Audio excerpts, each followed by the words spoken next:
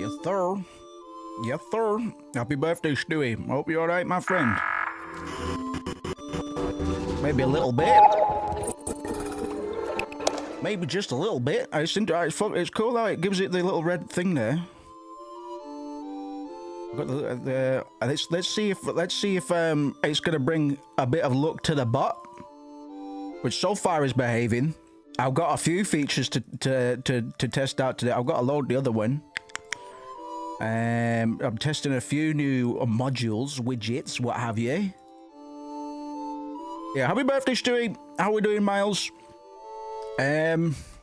server.js node.js. Happy birthday, Stewie. Started a little bit early, man. I'm just twiddling my thumbs, so I couldn't read the time today. I thought it was time to go just under an hour ago, and I've fucking ruthless amounts of caffeine. So I've just been fucking raring to go. So we won't rush into it. We'll see what happens. We'll see what happens today, man. I'll go over briefly. There we go. Go over briefly what we talked about yesterday, man. Just while people roll up, man. Next is fourth best. I might fourth or fifth for me. It's hard for me to do the top three. It's because I've lost a wee bit of respect for Final Fantasy VII after playing Rebirth, man. And I like Rebirth, man, but I've got conflicted feelings about it. But 9's my favorite game of all time, man. I've got a lot of love for 8. I've got a lot of love for 6. And I've got a lot of love for 7 as well. But my relationship with 7 is complicated now. Complicated. In my opinion, I think I've been an old head since I was born, says Stewie. Fucking respect that, man. Same here. Same here, man. When I was like 8 years old, I told my dad, man, fucking kids ruined my childhood. Because I was always the oldest kid in the group of kids I used to play with, man. That was like, you lot fucking do my head in. And that's never changed. 9, 4, 8, 10. That's a very unique list. 9, 4, 8, 10. Remind me, which one is 4 again? I always get this backwards. Is that the one with Cecil, or is that the one with Oh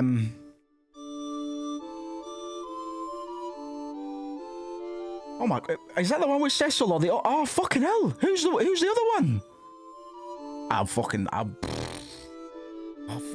I'm losing it, man. My fucking old age is fucking I'm losing it, man. I'm fucking losing it. And the fucking chatbot so far, because I had Claude look at it today, not GPT, man. GPT, it's not been fucking like, because I'm not a proper programmer, bro. I'm a script kiddie. I'm a fucking scrapbook developer, but it works. It works, man. I got a semi-functional chatbot. I fucking think so. Anyway, let's have a look. Give it a minute, man. 5 is Bart's. Yeah, I like the Dark Knight plot twist. It's not much of a plot. I mean, fuck. I'm so protective over those games, man, in terms of not delivering untimely spoilers to people that might not be prime for him. So yesterday we mostly spoke about Final Fantasy IX's very deliberate, overt Shakespearean influences, man, both in its themes, its characters, and its narrative devices. For Final Fantasy IX, which is Sakaguchi's swan song, and for all intents and purposes, is Uematsu's Final Fantasy swan song as well. Both of them broke their backs to bring this game to life in the way it was presented. But we got a lot of references and parallels to Shakespeare's works, making this Final Fantasy venture feel at times like a grand stage play. So when we started up yesterday, I asked people not to regard the actual beginning of the game as the beginning of the game, but rather the opening performance of I Want to Be Your Canary as being the starting point. to the game's events, because the game opens with a stage play, also closes with a stage play as well. Shouts out to Tommy, shouts out to Pudgy. Good to see you both, brothers. I hope you're okay. FF9 has been noted as being one of the earliest video games to sustain an extensive engagement with Shakespeare's canon, which makes it historically prolific. There's a reason I think I attached myself and melded myself to this game in quite the way that I did. I wasn't raised with Shakespeare. I was raised with Final Fantasy. Final Fantasy is my Shakespeare. So my interest in Shakespeare really comes from the way it's informed media that I am really into, a la Final Fantasy IX. From the opening scene of Final Fantasy IX, or rather the opening scene at the theatre to the final act, this game does a lot to echo Shakespeare's style in returns to like structure, characters, themes, tragic comedy, tone, mistaken identity and disguise, class struggle, social roles, fate versus free will, love versus duty. All stuff that's kind of discussed here, man, in the opening title cards, with Vivi carrying this game on his back. How do you prove that you exist? Maybe we don't exist. Maybe we don't exist. It's all very on the nose from the beginning in terms of its philosophical foundation. Whereas a lot of the other Final Fantasies before this, they bleed in the philosophy gradually. This game, before you even start it, man, if you just let this loop, I do realize I'm sat in the way of it, man. Even Quinna, man, I do what I want. You have problem? That's a philosophical statement. That's a philosophical statement, man. That's how I feel. I do what I want. You have problem? It was Schizo posting about Final Fantasy IX in real time, man. This is the foundation of existential storytelling, man. This game is celebrated not just for the classic fantasy aesthetics, shouts out to Auntie, but also the deep philosophical themes. The game's narrative prompts characters and players as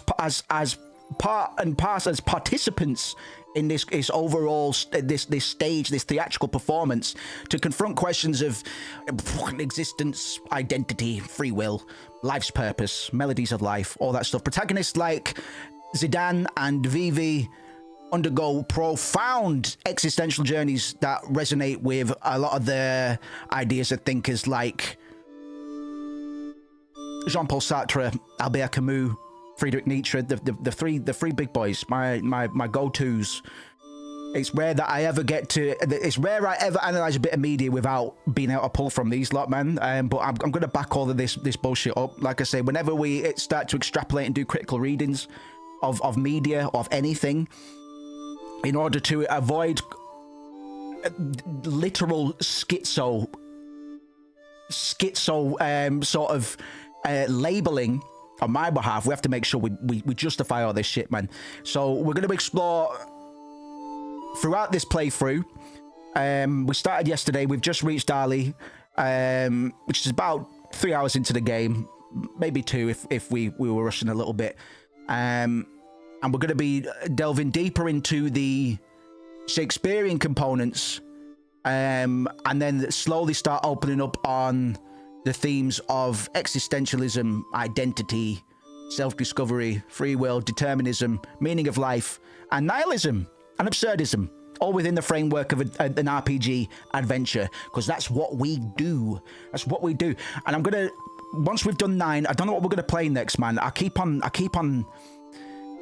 thinking about Parasite Eve recently. So if people are keen to see some Parasite Eve digging, let me know, man, because I don't know what might be on the cards next, but I would like to follow this up with something equally deep divey, if that makes sense.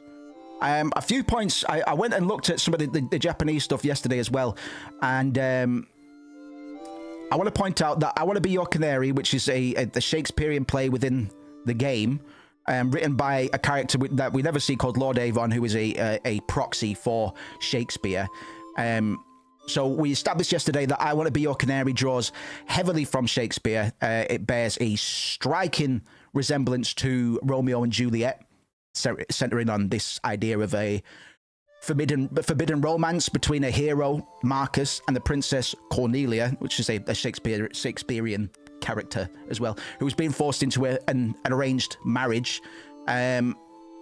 Like Shakespeare's star-crossed lovers, Marcus and Cornelia in I Want to Be Your Canary, their love ends in tragedy. They both sacrifice their lives for love. And the play also invokes King Lear. And I didn't know this until I checked yesterday, but in the Japanese version, the villainous king is actually named Lear. So there you go. And Lord Avon being the place of Shakespeare's birth, all the rest of it. The princess Cornelia's name calls to mind King Lear's loyal daughter, Cordelia, as well. In the English version, the king is called King Leo, but the Lear homage remains evident. Let me just get to my notes. These references embed the play in Shakespearean tradition, essentially making Lord Avon's play an amalgam of Shakespeare's greatest hits. A love story with feuding families and a stubborn monarch. Even the name I Want to Be Your Canary itself seems to wink at Shakespeare. It recalls a line from Romeo and Juliet. I were thy bird, Romeo's loving declaration to Juliet. In essence, the game's featured play is a pastiche of Shakespearean romance and tragedy, immediately setting a classical stage for the adventure. Fantastic, man. And Vivi obviously bumped into a young Bemetian anthropomorphic rap character called Puck, who is named after the famous mischievous sprite entity from A Midsummer Night's Dream as well. Like Shakespeare's Puck, Final Fantasy IX's Puck is a bit of a troublemaker, and he leads Vivi, or BB, depending on what you prefer, on an impish, curious, mischievous little adventure, man. I've been deep in the mess, so I missed a few streams. We're not calling you, no, call me Moose by all means, man. It's mostly, it's just flagging down old heads, man. I had a bit of an identity crisis with my alias a while back, but I'm kind of over it now. I was going to drop the His Kit moniker for music. I mean, Moose is still, it all comes under the Moose umbrella in a way, or the Covered in Cape umbrella. I tried to distance myself from the His Kit moniker, but I've since purged my spirit, and I've learned to embrace it again. Yeah, just to signpost to more OG sort of subscribers and stuff, because we do get them dropping in from time to time, and this kind of shit isn't for everybody. So, you know, not many of the old heads generally stick around, and I do appreciate the ones that have. But it's just to give it more significance, man, because more people would probably know me as His Kit than Moose Cake, and I'm done with distancing myself from that alias, if that makes sense. But it all kind of like Moose is, more people call me Moose than any other name, and I always thought His Kit was a bit of a clunky name, but sometimes you don't always get to choose your names, man. Like, I chose Moose, I chose His Kit as well, but as much as I tried to reject it, in trying to reject it, I'm rejecting a piece of myself. I'm sticking with Moose. If we ever start a clan, call dibs on Moose Knuckle, bet we can do that. Moose is like Moose Kate is was a tongue-in-cheek moniker I adopted for like gaming and stuff like that, because His Kit just never sat well as a gaming moniker, and then from that we just condensed it, we distilled it down to Moose, and yeah, more people call me Moose than my government name at this point.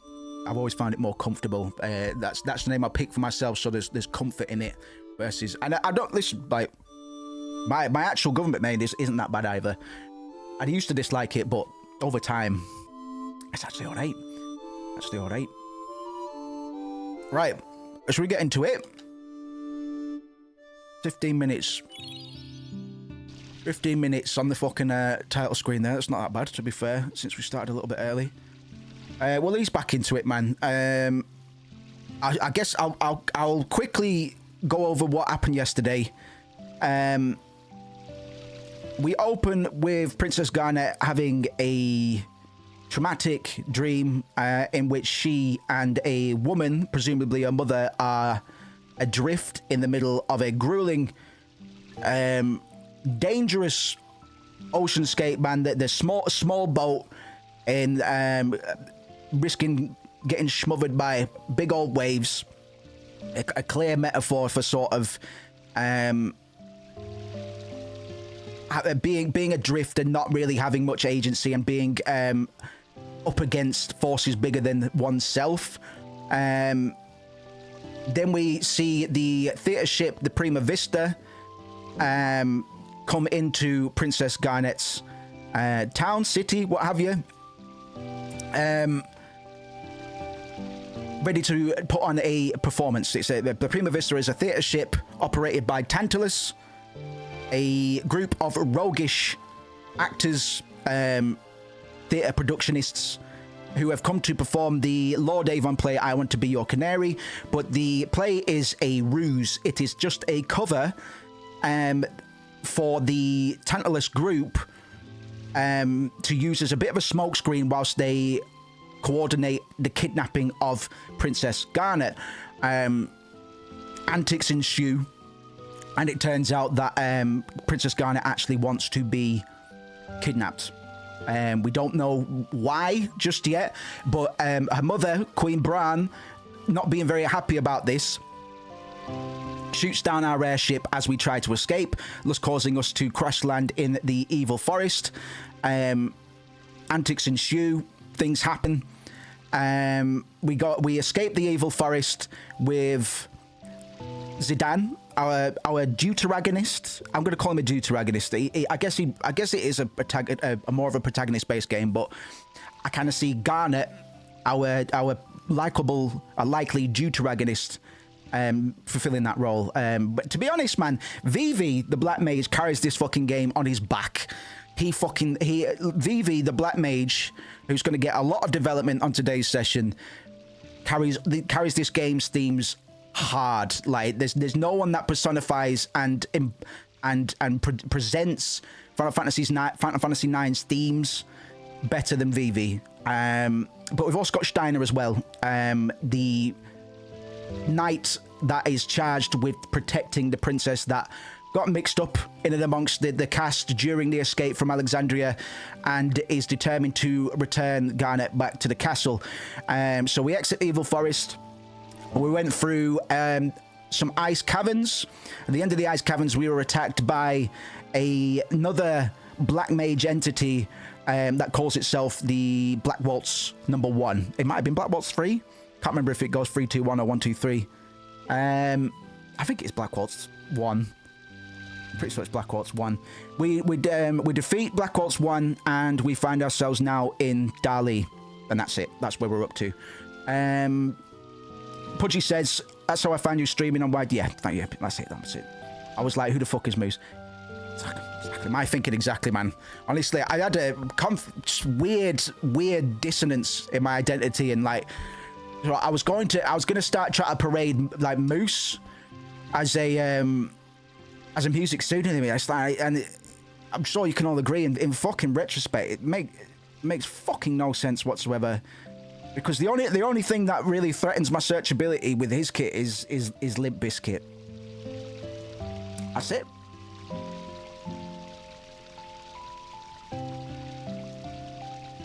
So to try and run with Moose opens a hole, so you can add the zeros, man, to try and cut through SEO. Just make it easy for yourself, man. You know what I mean? So I'm working on it. I've been trying to work through a bit of a rut with music. Nothing new there, man. But after stream, I generally get a little bit of time put in. Right, let's get into some fucking exposition and story development, man. Shouts out to Nero. Good to see you, brother. Good to see you all, man. We're gonna have a good stream, man. I'm feeling really good about this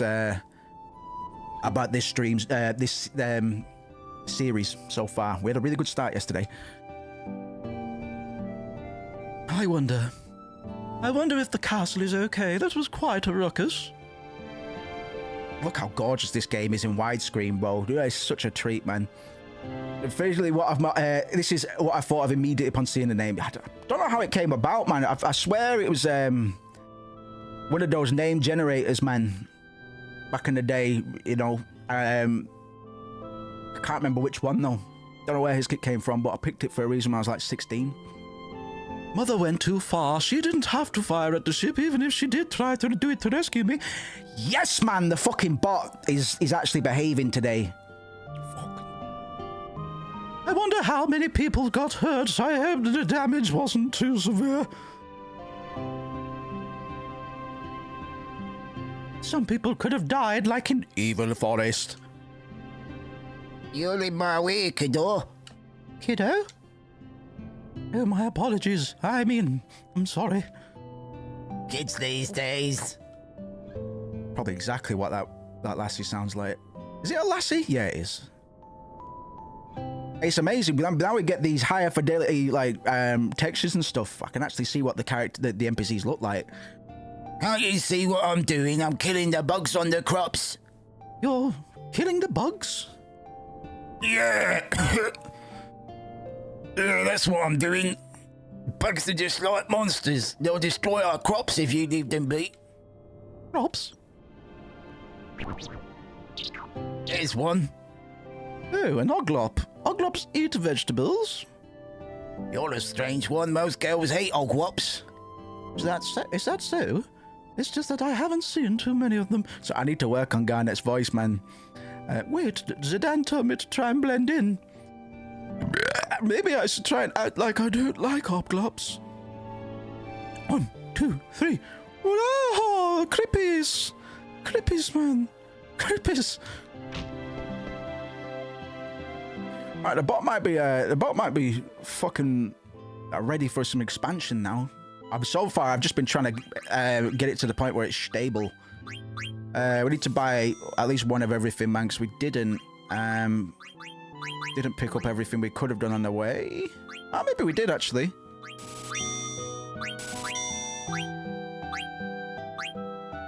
Alright, we're actually not doing too bad. Cotton robe trick. Do I need to buy stuff for the cotton road trip now? Trick now? Oh, mind you, there's a possible achievement I can get in the since we're here, man. I'm not much of an achievement hunter, but there is one that I might not have gotten here. Where is it, man? These bugs suck. Is it this one? Hey, this must be Colour Fortunes. It was a big fad in Limblum a few years back. Yeah, if we get a very lucky omen or something, we get an achievement, I think. And it's complete RNG. Good omen. Yellow. Good omen. Oh, do you want to get... Do I have to come back and do it another time? Good omen. Blue. No, that was a different one. Red. Good omen. Is it? Is that all I have to do? If you received a very good omen while playing, because 10 guilt of playing it is entirely random. Do it 10 more times. I think you need the wrist for the trick. Gotcha. Thank you very much, Tommy.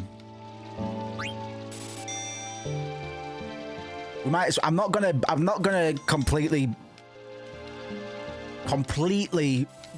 break the game, man, but we were talking yesterday about possibly injecting characters that we shouldn't have into the game just for a bit of fun. We won't do this until later, though. Talking about like Lani, Beatrix, and well, it's crazy. We can get Fratley, and we can get Kuja. We can get Marcus, Sinner, and Blank as well, but I don't know, man. I don't know, man. I kind of want to sneak Beatrix and Lani in there just for a bit of fun, but we'll see, man. It's so nice to see a normal FF game for a change. And I agree, man. I had a bit of I had my weekly remake rant yesterday. Just like I said, and I do. Oh, got the achievement. Okay. I do like remake and I do like rebirth. I've just got a fucking this. I think it's just a bit of an abusive relationship. So I agree, to be honest. I must speak with this girl and learn how common folks speak. You all right? Yes, can we talk for a bit? Talk? I'm from the country. Yeah. Gotcha, can't you see I'm with your customer? But I just said something awesome. Can't you see I'm fucking working? Please, I mean, don't mind me. Here's a chance to listen in on some conversation. Thanks, lady. I was gonna say... Game shot Beatrix in once. It was exactly as much fun as it sounded. Yeah, man. Yeah, man. Well, they took her out. They saying yesterday that as a lot of you could probably expect, she was pretty primed. She was supposed to join us in the after the invasion sequence, which makes sense, right? The biggest reasons they removed her because she's pretty much feature complete. Like she's got a few. Like she's got concept art for her transform. She's got a few abilities which she can't access, buried in the code. They took her out because one, she was too powerful. I'd say that's a pretty easy fix, to be honest. And two, taking her out kind of made Steiner's arc a little bit more defined, which I can completely agree with. But everybody stands Beatrix pretty hard. I think Beatrix is a big fan favorite. It was only quite recently I learned that Lani was going to be a playable character as well, and that made complete sense. When I found out, I was like, okay, I understand. I can see that. She doesn't have half as much development as Beatrix, but neither does fucking Amaranth. So I'm going to try and put together a theory on why we got Amaranth instead of Lani, because it really feels like it could have gone either way. And I haven't looked into the reasons as to why they did run with Amaranth over Lani, but I think we can probably work it out. It might just be gender balance. It might be as simple as there would have been too many female cast members, party members, which I don't mind. Dagger. What's she fucking looking at?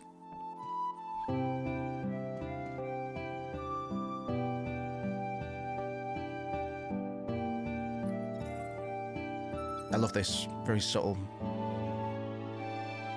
Zidane! You got a fever or something, man? You're fucking blushing. It's nothing. I'm fine. You're acting weird, man. What? I get it. You're doing great, man. Thanks. I did fine in the play, didn't I? You were Ruby. I'm a big fan of Lord Avon's plays. I've seen all of them. I wish we got to hear more titles. But this, we were saying yesterday, I Want to Be Your Canary is to Final Fantasy IX what Loveless is to Final Fantasy VII. Oh yeah? Is Ruby the young lady with the strange accent? Yeah. Should I talk more like her? Well, no, man. She's really finicky about her speech. She always laughs at us whenever we try to mimic her. So you should just be yourself, Daggett. I understand. Alrighty. You say everything about this game was deliberate. I'm dying to know why they chose Amaret. I'm not entirely mad because if they did pick Lani, she'd probably function the same. Got a few details about how Lani was going to function. But yeah, probably a lot of it with time constraints. Like fucking Sakaguchi was trying to change stuff really late in the game, and back then, like these games had really short dev cycles. We're talking like 1-2 years max. Final Fantasy X probably would have been different system architecture and all the rest of it. But I think Final Fantasy IX was done probably in about a year's time, man. I need to get a proper citation on that because I'm not entirely sure actually. We need to decide what to do from here. Will you go back to the inn? What about you? I'm gonna go look for Vivian Steiner. All right, I'll catch you later. God, you sound just like a regular village girl. Crossing the border might not be so tough after all. Thanks. thanks. I had fun. See you later. See if I can do a Control F on Notion without it breaking. Because I think Lani had like access to Lani's a playable character. After a fight with the party, Lani was supposed to join Zidane as a reluctant ally. She would have started as a selfish mercenary, but gradually developed into a more heroic figure. Her fighting style would have been similar to Amaranth's, yeah, but with a focus on stealing magic-based items. She was removed due to time constraints and her story arc being underdeveloped compared to the main cast. Instead, Amaranth's character was expanded. I don't know if I fucking agree with that, though.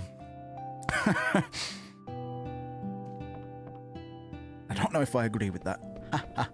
You know, gamers? Vivi, man!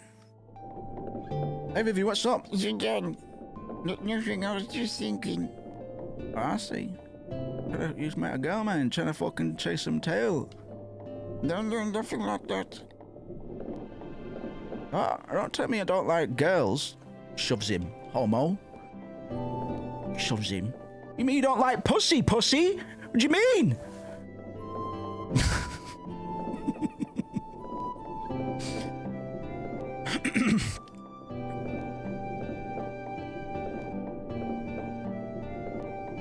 I don't think there are any queer characters in Never say never. It's a shame though, if that. Actually, Kuja. I never really thought about stuff like that. I'm always thinking about tits. I'm popular with all the tits ladies in Limblum. Come to me if you have any girl trouble, okay? Thank you. Okay then, we need to decide what to do. I asked Dagger to head back to the inn. Would you mind going back there too? Oh yeah, head back.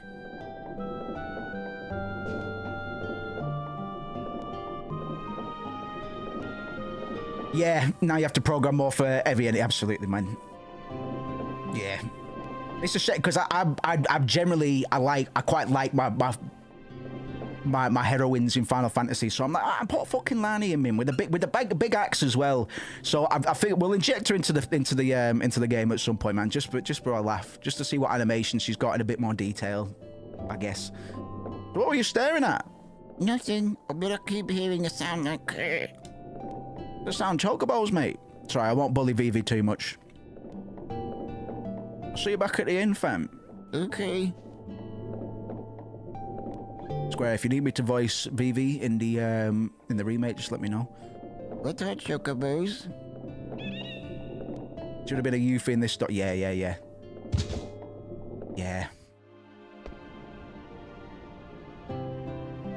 Yeah, hypotheticals. My brain always starts calculating how things might have been different in certain exchanges and stuff. I'll just let Steiner be and I'll go back to the inn. Oh, fucking hell, man. Oh, the look on his face.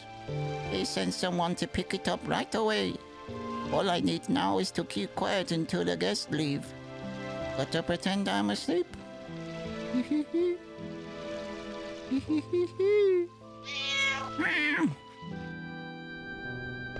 Screaming, man, like a thing, so he is. Let's get this Stellacio coin.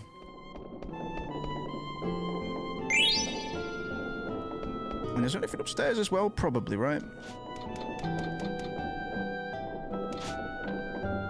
Oh yeah, I need to stop the thingy. You just stop the thingy first. I don't think we need a god. Oh, forget what I just said. Because beneath this entire idyllic town surface, man, there is some nefarious shit going on. Would you hear that? I wonder if it can run and stuff. Still one saying, man. We don't have to work the farm because of them. Nobody. We've got one or two people that haven't played Final Fantasy 9, so we're gonna be somewhat protective with spoilers. I mean, I know I've mentioned characters like Kuja and stuff already, but without context.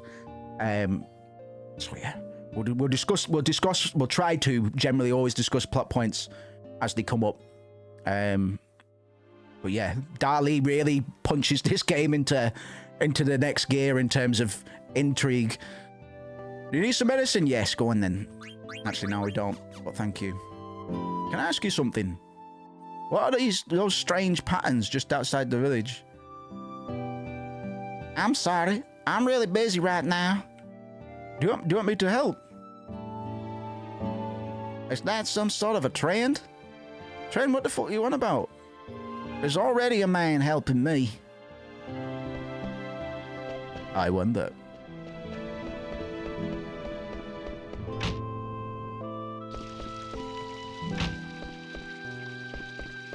Yari, did you wait long? I asked Vivi to head back. He should be back soon, man. How do you like this village? It's pretty different from the castle, I bet. Yes, the kids are very energetic and there are so many things to see. I've never walked around so freely before in my life. But where are all the adults? Yeah, they all went off to Carousel, man. I used to see them tending the farm next to the village. But that farm is tiny. Yeah. Something strange going on, man. We'll leave once Vivi gets back, before the Lynchian shit starts occurring. What about Steiner? I have a good plan for crossing South Gate, man. It's gonna be pimps. They're not looking for the rest of us, so we'll just hide you. Woo! Forget about Rusty. Leave everything to me, man. Oh, dang. Boom, dang. Firewood stacking duties are complete. Do. I await your command.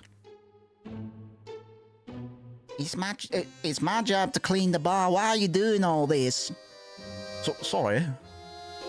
Well, now that you have time, would you introduce me to some adults like your father? My father won't be back till nightfall. All the other men are also working. They don't come here during the day. Pubs are supposed to be a prime source of information. I need not ask an adult. Let me ask you a question. I need to know about the transportation method people use in this village. I cannot tell you the reason, but there is someone I must escort to the castle.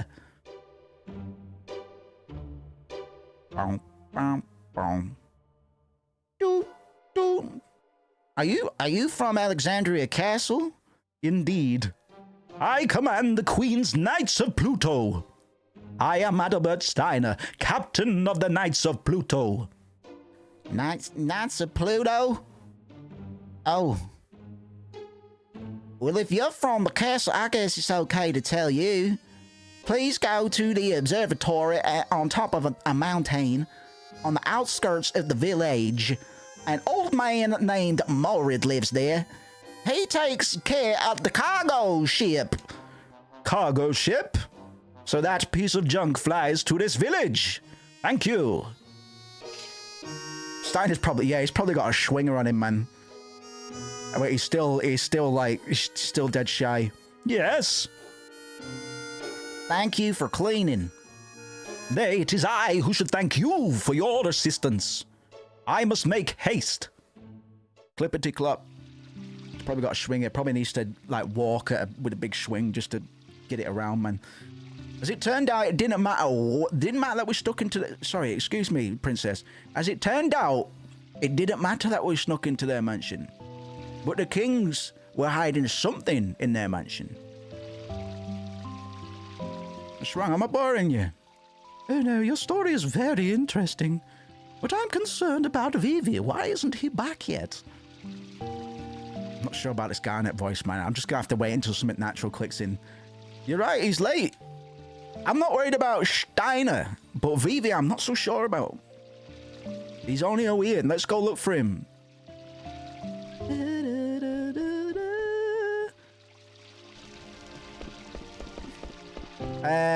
Nah, I don't need to save yet.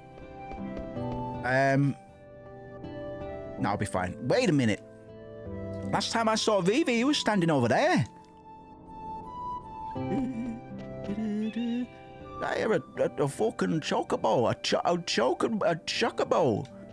Shit, dude. Vivi said he had a chocobo here. Is someone fucking greeting?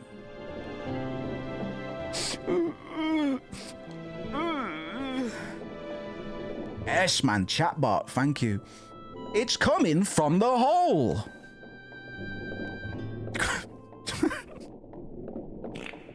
Vivi.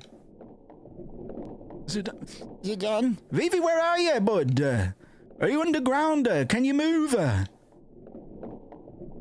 You told me to stay here. Are you hurt? No. Don't worry, fella, we'll get you out. We'll hurry, so you just stay where you are, fella. Okay. Vivi's voice cracks me up, man. How else is it going to sound? I can't wait. Oh, no, I can wait until we hear what these characters are going to sound like in the remake. I'm Zidane. Hi. I'm Vivi. Yeah. Fucking. Okay, that's actually quite close to mine, so. I'm fucking Vivi, alright? Oh yeah, I'm a black mage. Oh yeah. Oh yeah. Sounds like I'm Mr. Meeseeks. Look at me. Isn't it obvious, man? Oh my god, go down.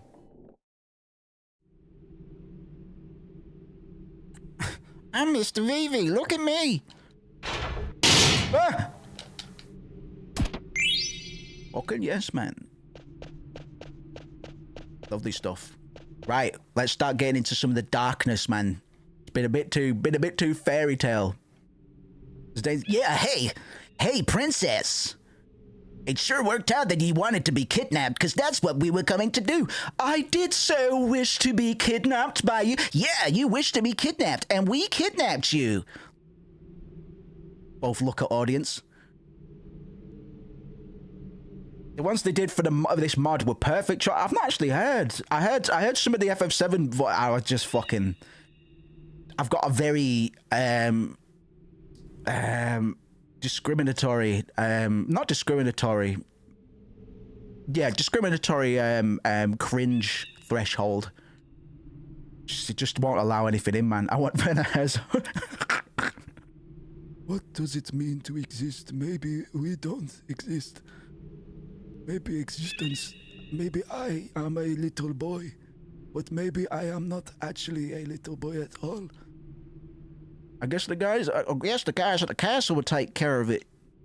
Yep, we're only in charge of production. Gotcha. The pattern on this barrel.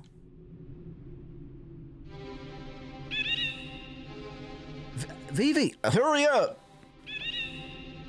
How they not been fucking caught, brother? Peripheral vision, man.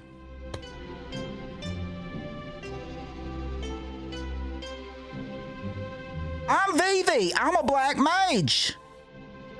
And I am Steiner. I am a knight. I'm a rat called Freya. Oh,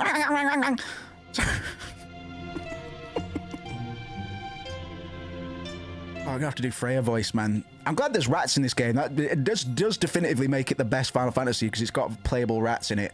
All right, let's go. They went further inside.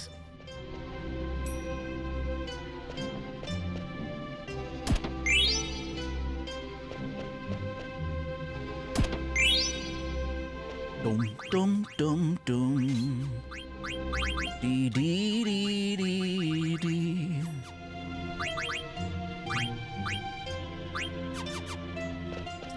I love the how the UI has been scaled. So far, we're not running. We're pretty light on mods, man. But being able to play this game in widescreen, in places anyway, not in all screens, a bit of a fucking treat. Oh my god, a rat. Oops. Yeah, I'm sure you do, mate. We all want mail, but...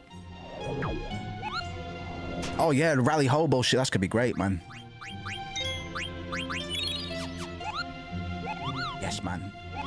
Get to bring out the offensive Scottish accent. Fucking yes, man. Boot it. Did I cut myself off from that other one by doing that? No, no, no. Hey! Hup! Yep.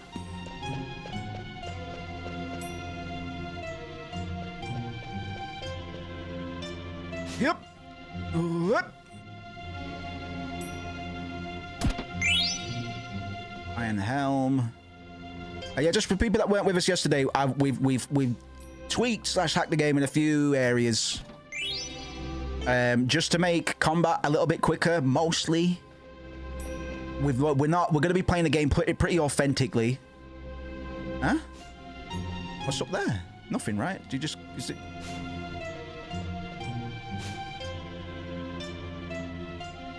Oh, it's just another way up there, or another way down, rather. Okay. We might inject some characters we shouldn't have late in the game just to have a bit of fun, but for the most part, we are going to play it authentically. I've just done a few things to make combat a little bit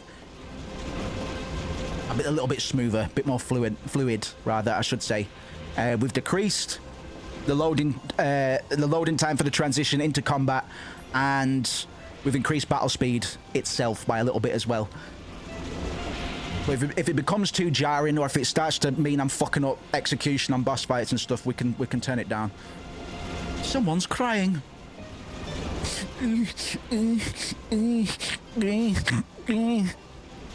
Vivi? It is you. I'll get you out, fella. Why would they stuff you in a box? How could they? We'll talk later. Hold on. Hold on. It's open. What happened, fella? After you left, some men kidnapped me and brought me here. They told me to stay put. I was scared. I didn't know what to do. They asked me, why were you outside? And then they said the cargo ship isn't even here yet. I didn't know what they were talking about, so I didn't say anything. And then they said, let's put it in today's shipment. And they put you in that box? Yeah. I'm glad you're safe. Listen, Vivi, you gotta do something next time. You should try screaming back or whatever, or blowing on this whistle. Screaming? Yeah, like, get off me, you scumbag.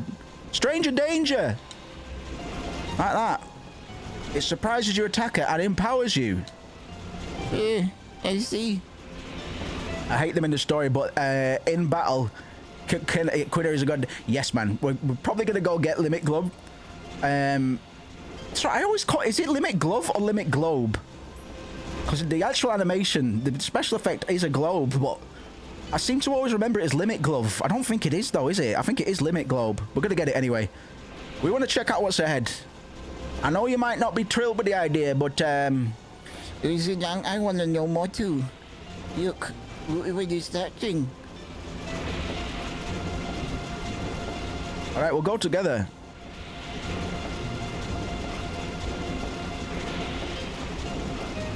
I think there's a chest in this room here. There's no other real reason to go in here, because you can get random battles, but I think we actually get forced into one as soon as we open the door.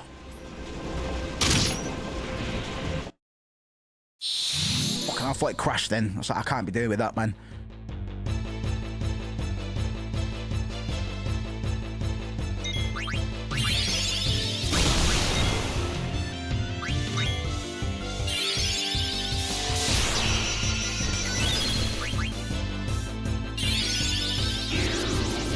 This game, 60 FPS, brother. It's smooth as hail.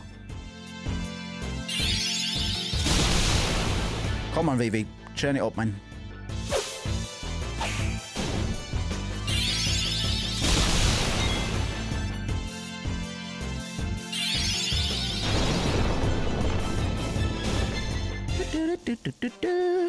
Unfortunately, one of the weaker battle themes. I'll say the same for the boss theme as well.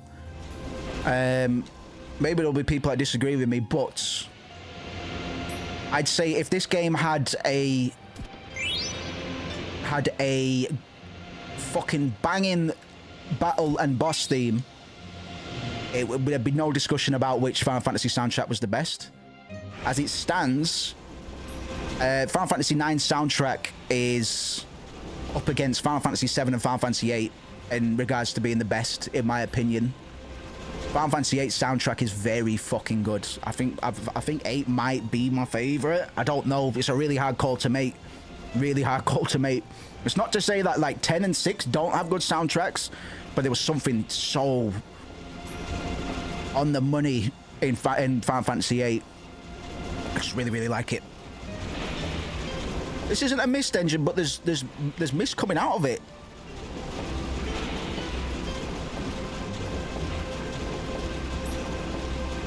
A chocobo when Gisel greens. The chocobo was powering the conveyor belt. Why don't they just use a machine to do it? Here's another strange machine. It was kind of like the mist engine on the theater ship. Let's get into it, man. We're gonna have our first existential crisis within 5 minutes, boys and girls. My money is on 6. This is a close second, though. That's fair.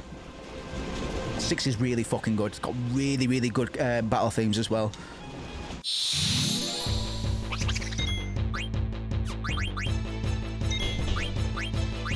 I knew you was gonna do that, man. I knew you were gonna fucking do that, man.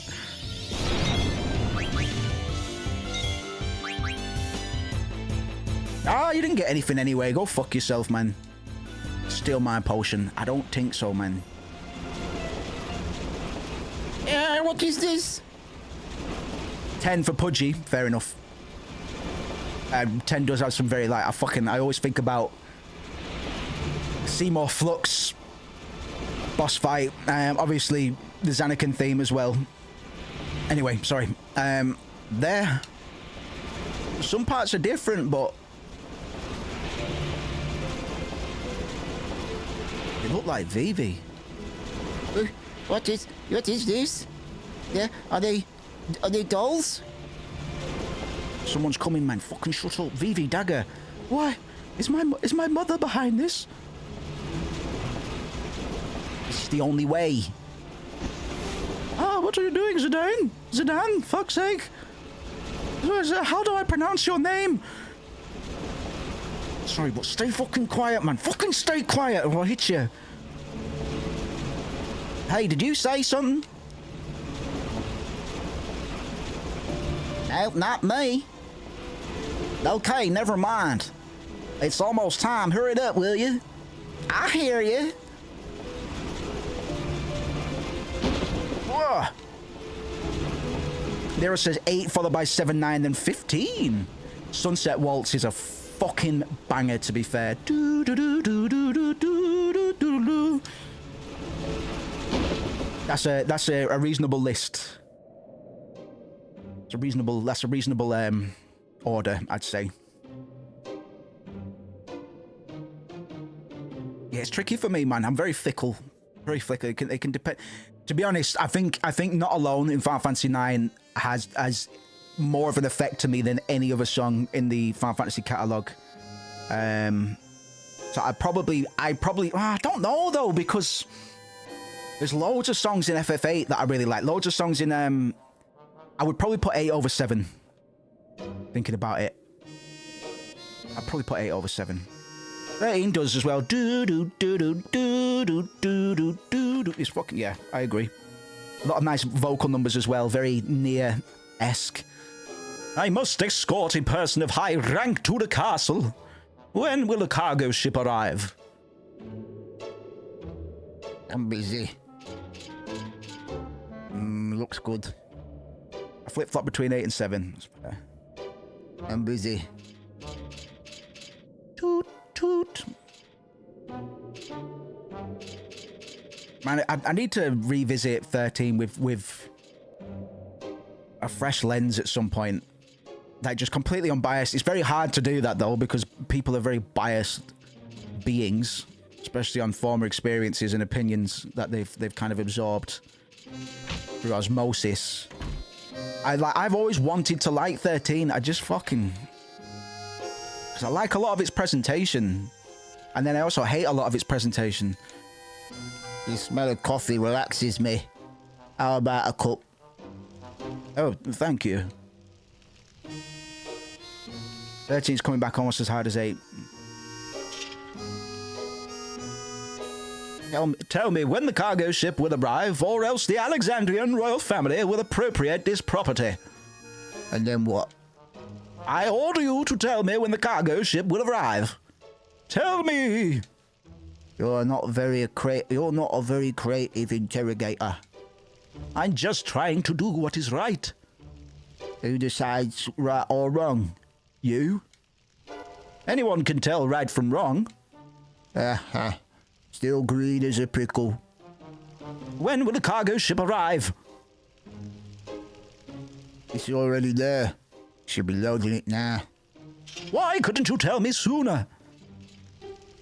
Thank you. Started like 3 or 4 times. I just can't. Yeah, I always reach a similar point, man. Always reach a similar point, and it just becomes a bit corridors, nice music, but it feels like it's trying to cast a spell on you. You know what I mean? Because you have got a lot of nice aesthetics and stuff like that, but no substance in the gameplay, really. And I know a lot of Final Fantasy 13 fans are like, oh no, you need to get to when Pulse opens up. Yeah, this is it. Super secret. The entire game is a tutorial until the final boss, and the post game is the actual game. That's what I was gonna poke at. A lot of people are like, right, you just have to get over the massive hump that is the bulk of the game, and then it gets good. I think I need to be hospitalized.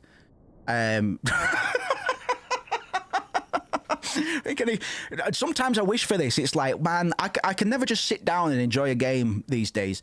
The only time I'm able to do that is if like I lose the internet, like if I don't have access to the internet for some reason, or I'm quite ill, but not to the point where playing a game makes me nauseous. That's the only time I can properly lock into games on my own time these days, man. Completely lend myself to it.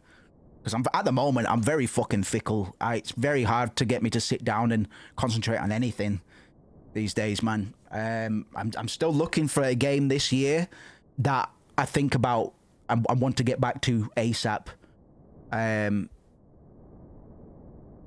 We'll see. There's some potentially good releases coming up, man. We've got fucking Death Stranding 2 this year as well. So that means we'll have to play Death Stranding 1 at some point. To talk about the walking simulator. It is indeed the cargo ship. Now I can take the princess back to the castle. Monster Hunter. That's what I'm thinking, man. I'm so low budget at the moment, man. I'm fucking broke as you like. So Monster Hunter's on the cards at the moment. I'm going to try and scoop that up in a week or so. Now I must think of a way to get her on the ship. There is something coming out of the ground.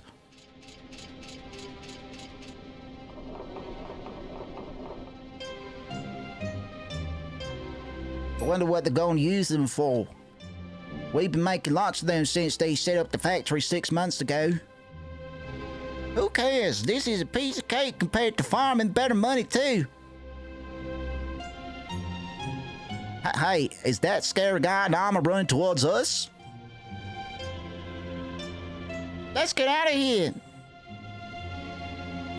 Death Stranding, fucking lit. I love that game, man. It's the last game to make me fucking cry like an actual fucking baby during the credits. Like, just genuinely upset. It's like, that was so fucking, it was too much, man. Fucking hell. What could they possibly be shipping out from this village? What the? Did I just see that barrel move? Yeah, it was Death Stranding that did that, not Rebirth. Not Final Fantasy VII Rebirth. Feel something, goddammit you! Feel something! Final Fantasy, you say you're a Final Fantasy VII fan? Cry, damn you! Poke it with a sword.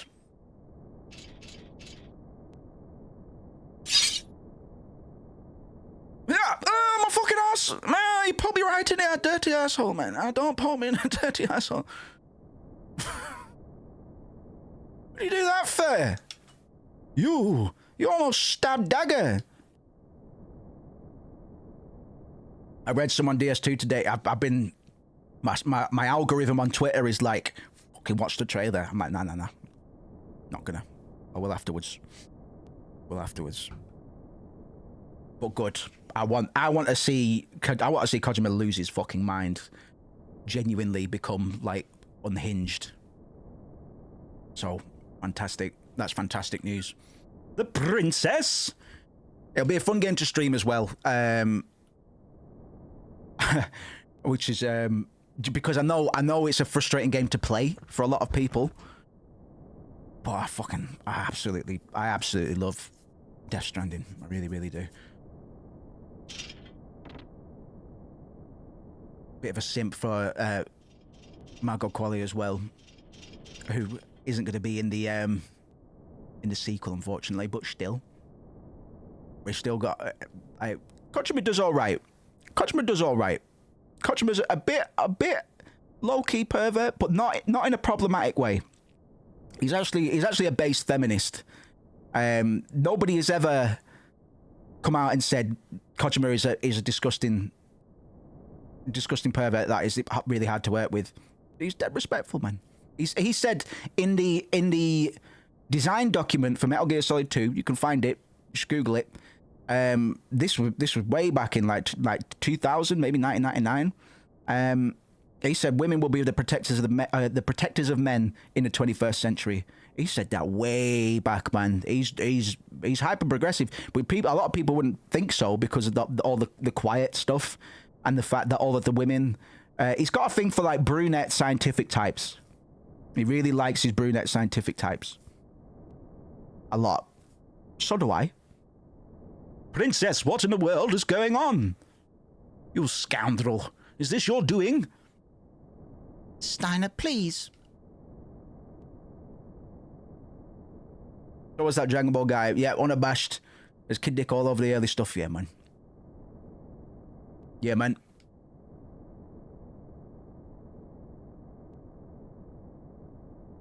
Good times ahead. Kojima. We actually, tomorrow? We've got a Silent Hill transmission reveal later this week. Bit nervous. I must get the princess on board the cargo ship somehow. Then we can head back to Alexandria Castle. Yo, Rusty, do you know where this airship's going? Lindblom. Yes, to Lindblom. That's convenient. Did you ask someone? The old man in the shack told me, so it must be true. You're acting strange. Whoa, instant transmission. Speaking of DBZ. You were all sent by the castle? What are you talking about? You were all unconscious from the Blizzard man. He said he was a Black Waltz. Are you the one who defeated number 1? I'm Black Waltz number 2. My power, magic, and speed make me far superior to number 1. Resistance is futile. Come, princess. The queen awaits. No, I will not return to the castle. Come with me, or you'll regret it. Wait, I, Steiner, shall escort the princess back to the castle. You think I care? I won't let you stand in the way of my mission.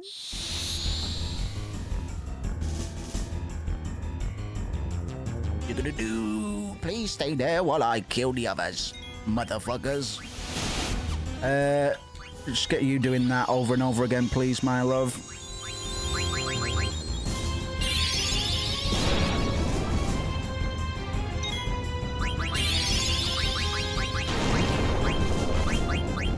Oh, you what? Need to slow the battle messages down, don't I?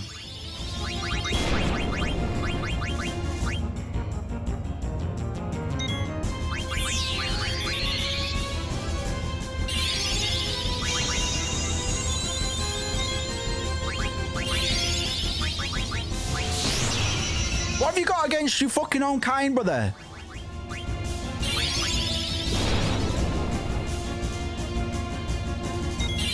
Oh shit, he's counter-attacking, that's why. Okay.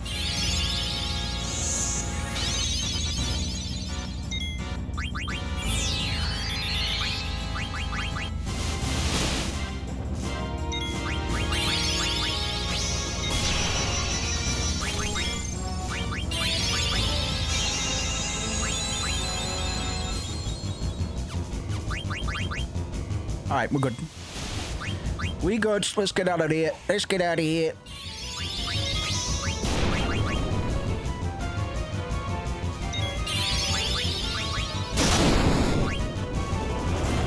Christ, man. Sorry, VV. We can get you on the AP for this fight.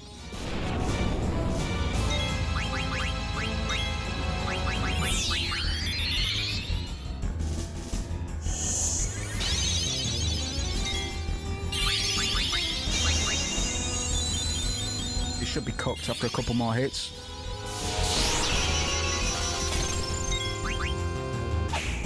Yes, Vivi!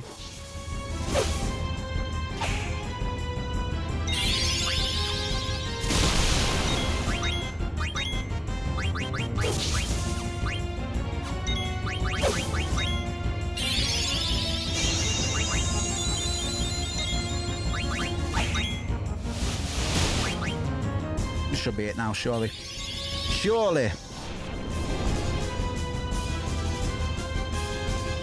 Why?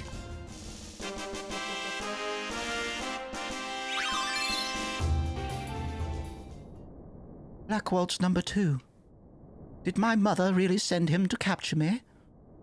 It can't be. There's no reason to trust the words of some bandit. He was just another criminal scheming to use the princess for some evil deed.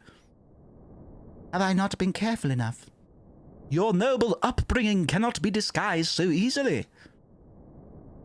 That's not true at all, man. You haven't been watching. Dagger's trying really hard. You're the one with the problem, man. Walking around yelling, princess, princess, everywhere. About the border crossing. Yes? Why don't we hitch a ride on this airship? Oh, Lindblom should not be terribly far by airship. I mean, won't be too far. Rest at the inn, boys. Okay, let's head back to the village.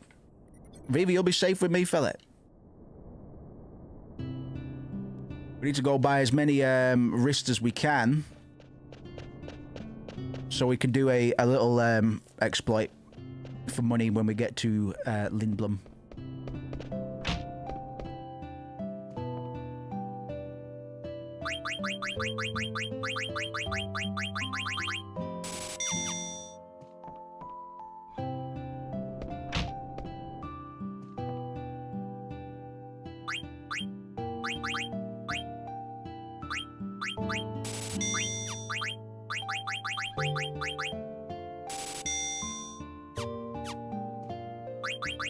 Cool. Based and exploit pilled. Like I said, we're not gonna break the game, man. You know, it's quite hard to cheese this game quite as much as you can Final Fantasy VIII per se, but we're still gonna take advantage of the things that we know.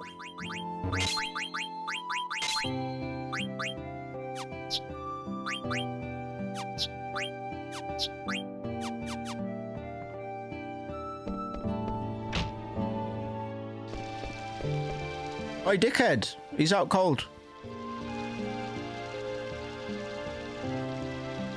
I'm sorry. I thought they'd captured it already. Hey, I know she's cute, but wait. We've seen that dialogue. Weird.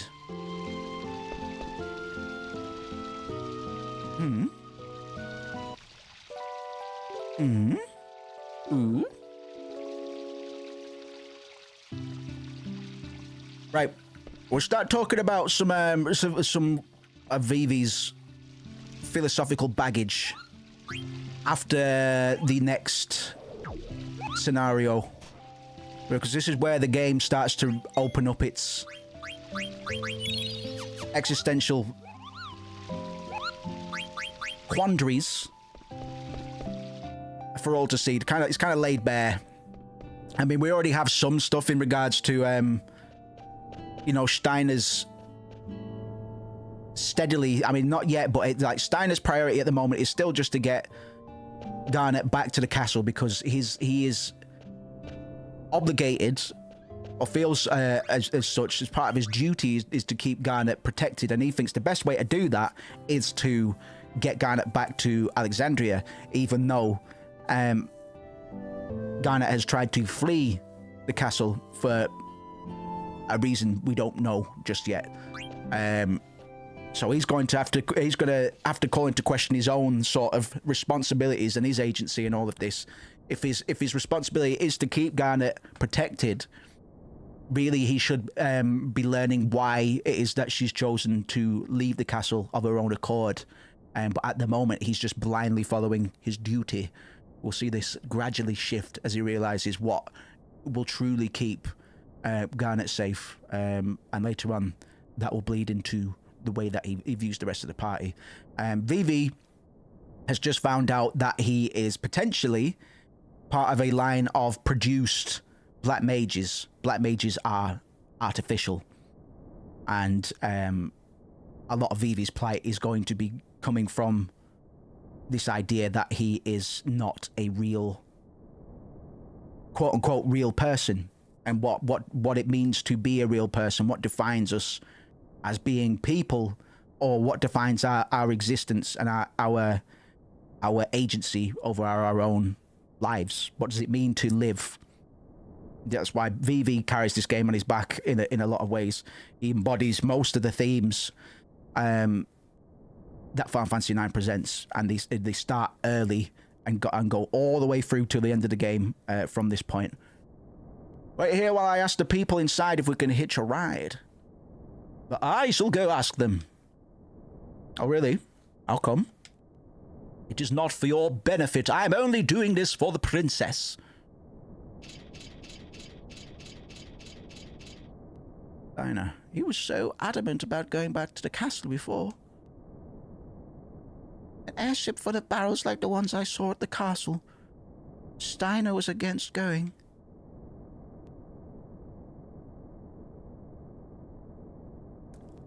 That's a really good idea. That's a really interesting idea, Nero. Nero says, I wonder if that Vivi idea came about because of the toy maker character designer thinking about toys.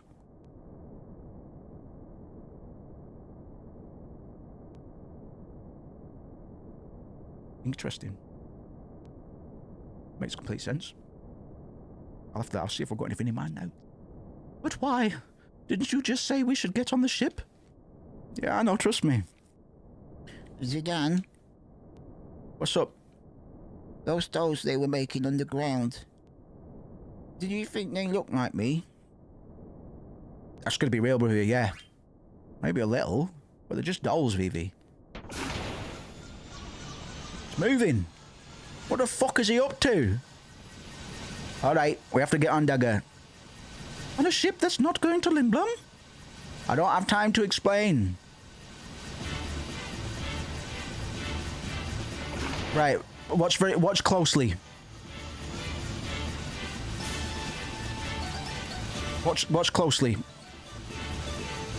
Hurry up. You have nothing to worry about. Hurry before she takes off.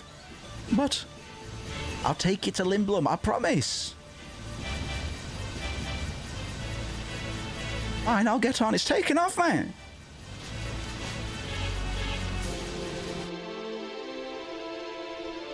Do you think that's going to make it into the remake?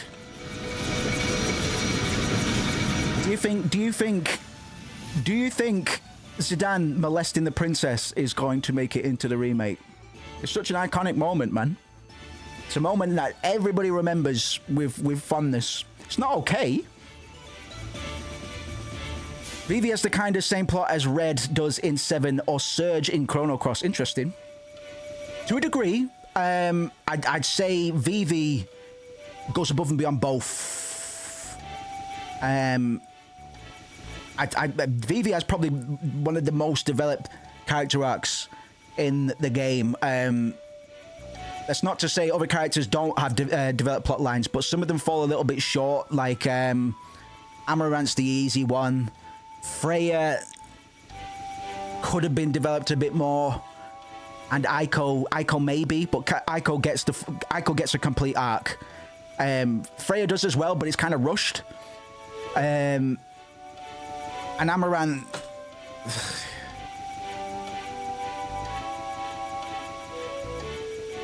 There's that real tone in your voice again.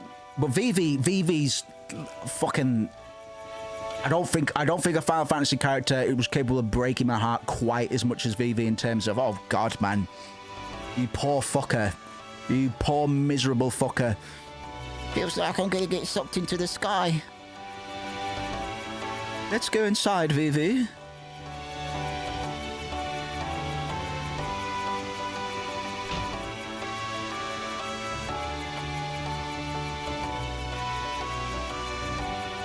I trust you, Zidane. I get the feeling she doesn't quite trust me yet. Maybe she'll reward me with a kiss or two if I try hard enough. And try hard. Zidane! What's this here? Is something the matter? It's Vivi. Vivi? Look at this shit, man. It breaks my heart.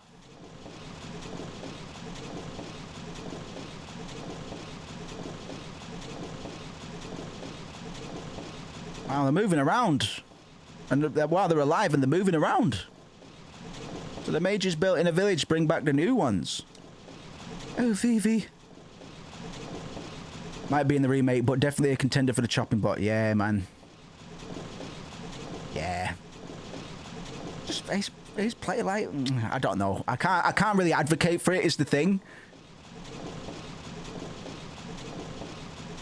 It's a weird one. I think it's quite charming in a way, but it is also problematic. My regarding it as charming comes entirely from my bias towards this game as being a charming piece of media. It can do and say no wrong. Can do and say no wrong. These characters do like develop an intimate relationship over the course of the video game. Spoilers. We already knew that, man. If you paid attention to I Want to Be Your Canary, you already knew this, man. But yeah, it's just that kind of culture, innit, man? Like, for Zidane copying a feel is something he would do, man, because he'd be like, "Oh no, it was an accident. It was an accident." It's a character moment for Zidane. You know, it's, well, I didn't mean to. It's like wink, wink. Yes, I fucking did. Yes, I fucking did. Like it's sleazy, and in this climate, like to have a sleazy, you know, have a sleazy main character that has a little bit of edge in that direction, something that is a little bit dismissive of the other sex. I appreciate it. I appreciate it because it shows we'll see him grow up. Like, we haven't really seen him womanize much. He's talked about it. It's clear that he does like to fuck around.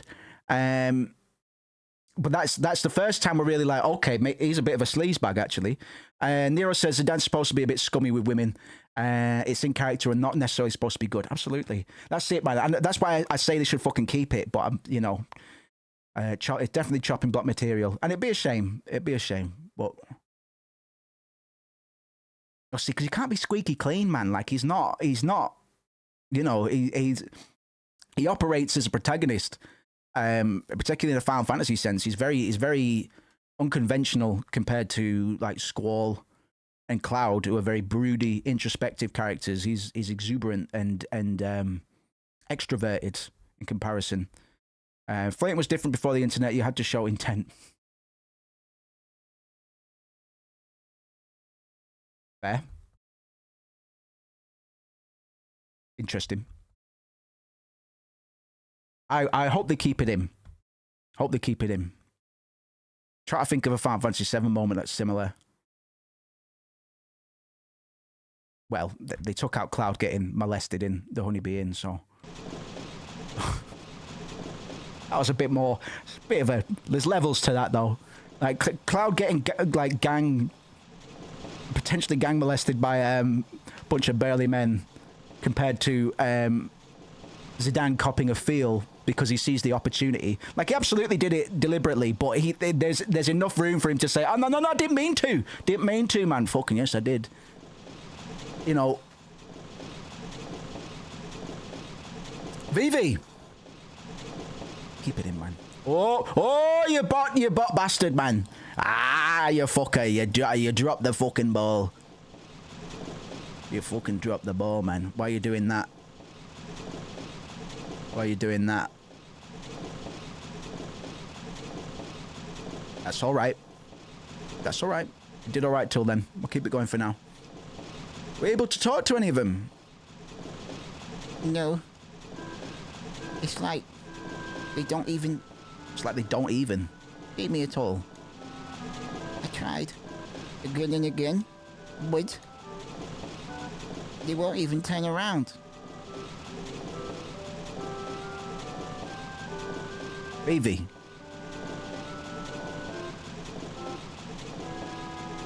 I need to go upstairs for a little bit. I've got to turn the ship around before it reaches the castle. Keep an eye on Vivi, alright?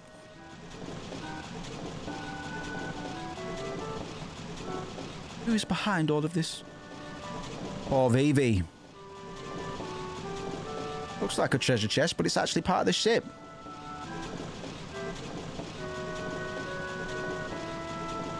We'll be flying over Evil Forest soon.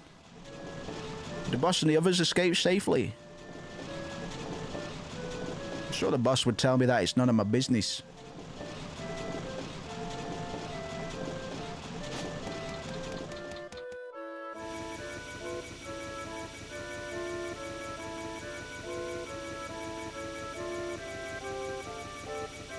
Beautiful widescreen scene to have. Oh, Christ, man. How could this happen? What am I to do? I never expected things to go so badly. I cannot believe the ship took off without the princess. What will I say to Queen Bran? What the fuck are you doing? You nearly took off without us. That is because this ship's crew... Why, you... Where is the princess? In the engine room. She is on the ship.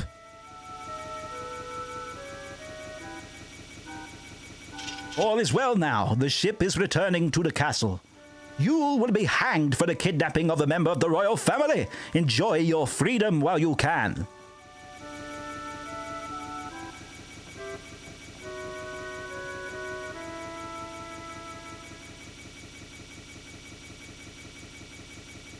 At last, Queen Bran is sure to be pleased.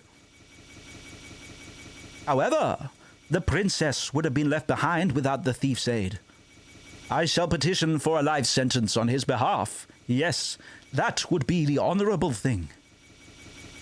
But that was because the crew wouldn't listen. I must run a background check on them. Ah, yes, it is my duty as a knight.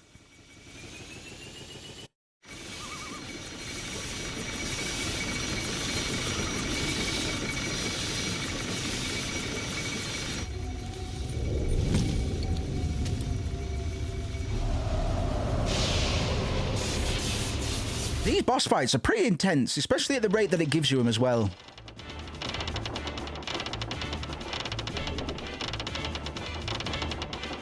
What's wrong? Something stuck in your throat? Doo-doo. You insolent fool! Turn this ship around. Grah! I will have your head for that. Hey, I think we upset them. But they didn't respond to anything to now. You're the one who started this trouble. I apologize. Please wait while I take this fool into custody and turn the ship around. What's wrong? Things are afoot.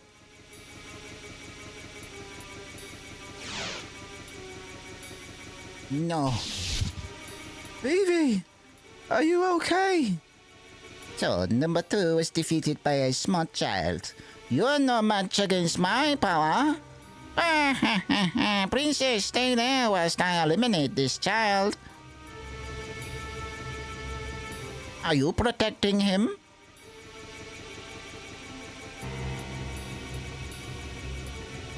Nonsense. You are no different from mindless dolls. What can you do? Get out of my way. Do you dare fight a Black Waltz?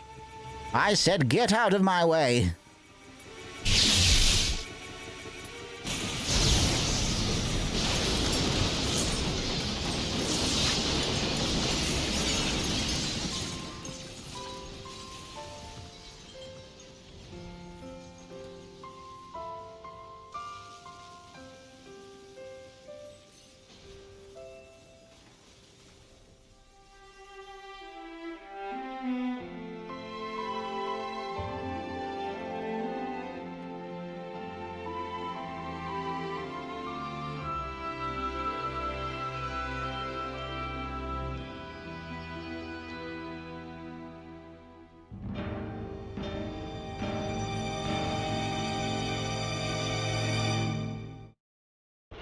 Iconic. What cruelty! What are the implications of Vivi being able to go into trance? I never thought about that till now. There must be implications, though. We don't know of any other black mages that can go into trance. You can go back to the castle across Southgate into Limblum. It's your choice. I'll be with you either way, but try not to crash the ship.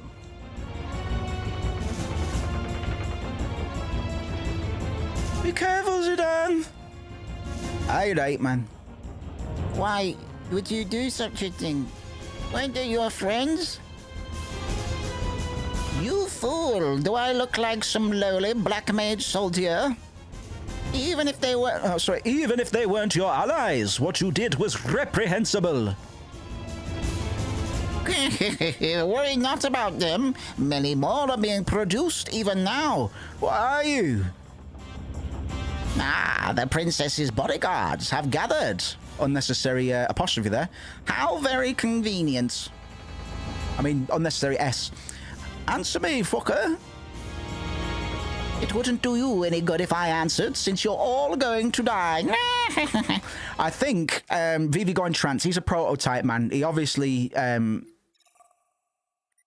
the prototype, the stuff that was probably worked out of him is his humanity, quote-unquote humanity, I guess. Because he's obviously a very empathic being, especially compared to a lot... Because obviously later on, we meet some others that are capable of introspection and empathy, but perhaps not to the same degree that Vivi is. But still, it makes us ask the question: well, what goes into making a black mage that would lead to a prototype black mage being capable of going into trance, a highly emotional state, that not many people or beings can really tap into. It's something that we'll find an eventual antagonist really struggles with. If I remember correctly, like there's one of the antagonists is like, well, fuck, man, how do you do it? How do you do it? How do you fucking do it, man? Because he's a narcissist and a nihilist. Like, he doesn't truly feel things. Yet Vivi does. And we know that they are made with mist, which is the collective corrupted soul essence of we'll get into the logistics of souls and the cycles of life in Final Fantasy IX in a bit. I guess it's probably a bit too early to jump that. But this is where my mind goes. It's just how much does Vivi's soul quote unquote resemble that of a human soul, quote unquote.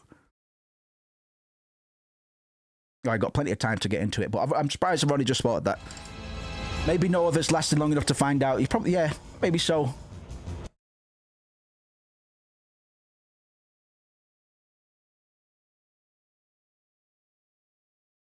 Because we have a pretty strict timeline for Vivi as well, don't we? I'm just wondering how his emotional development, how quick it happens. Because I would probably, at the moment, I'd probably argue that Vivi has the most, is the most capability for emotional development than any other known black mage. We'll wait until we get to village.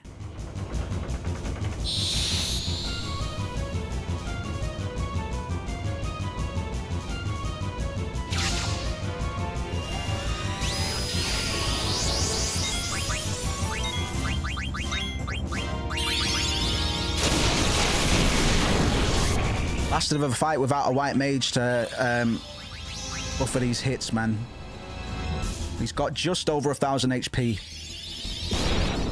And he's got some nice items we could do with stealing, if we can. Just get the fight going. Alright, we're done about half his health already. But I think the silver gloves has about like a 6.5% chance.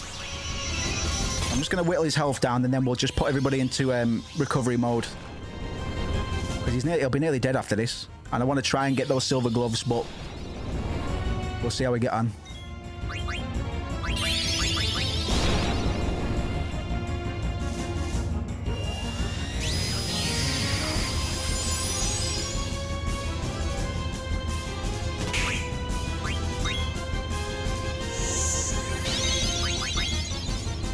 There's full priority on Zidane and getting those items for now.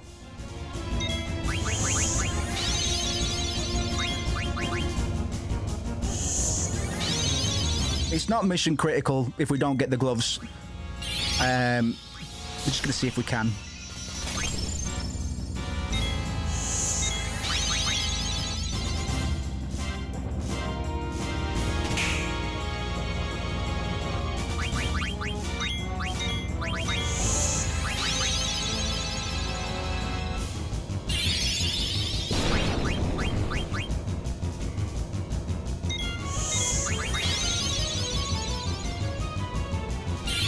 Let's give it 5 more goals. 5 more steal attempts, and then we'll move on. 1. Oh, we got him! We got him! We got him!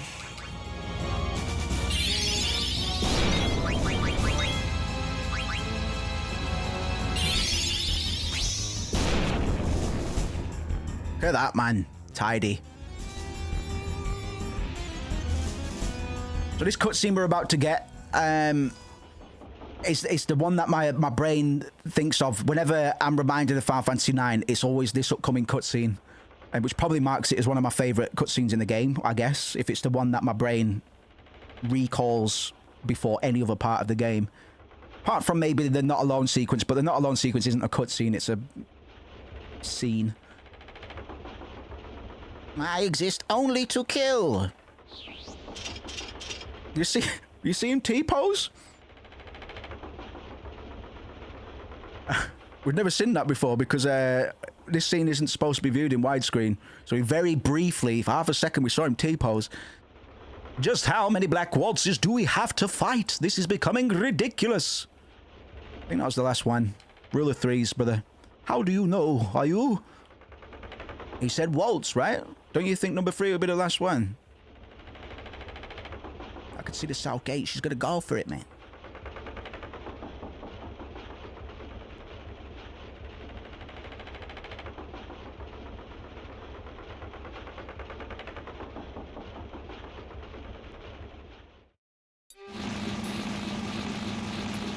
Did you see that? That I did see.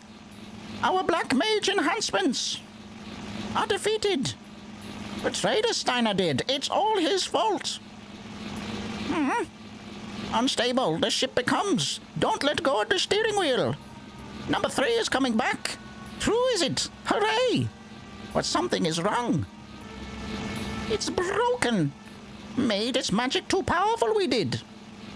There's nothing we can do now. Depart, shall we? We shall depart. I wish I could do both lines at the same time, but I can't. I exist only to kill. I exist only to kill. I exist only to kill. I exist only to kill. Exterminate.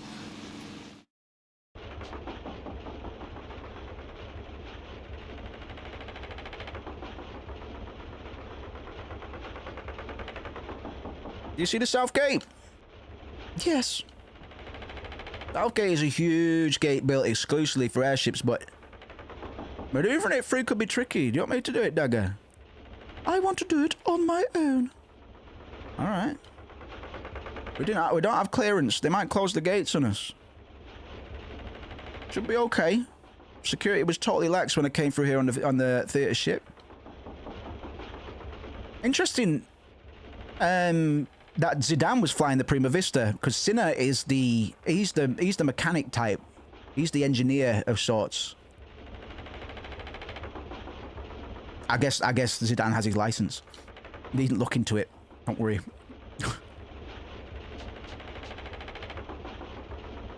It's odd, but the engine's got power, so it's old. We must turn back. Princess, please turn the ship around. The Black Waltz is headed straight towards us on an airship. He might crash into us. Dagger Rusty's right, man. He's headed straight for us. Punch it! Go through the gate, man! Don't be ridiculous. What if the gate closes on us? There's no way we can outmaneuver him on this cargo ship, brother. We'll slide in before the gate closes and shut him out. It's our only chance. Rusty, turn the power up there to max with that lever over there. Dagger, stay on course no matter what. Okay. I know we can make it. Love this cutscene so much.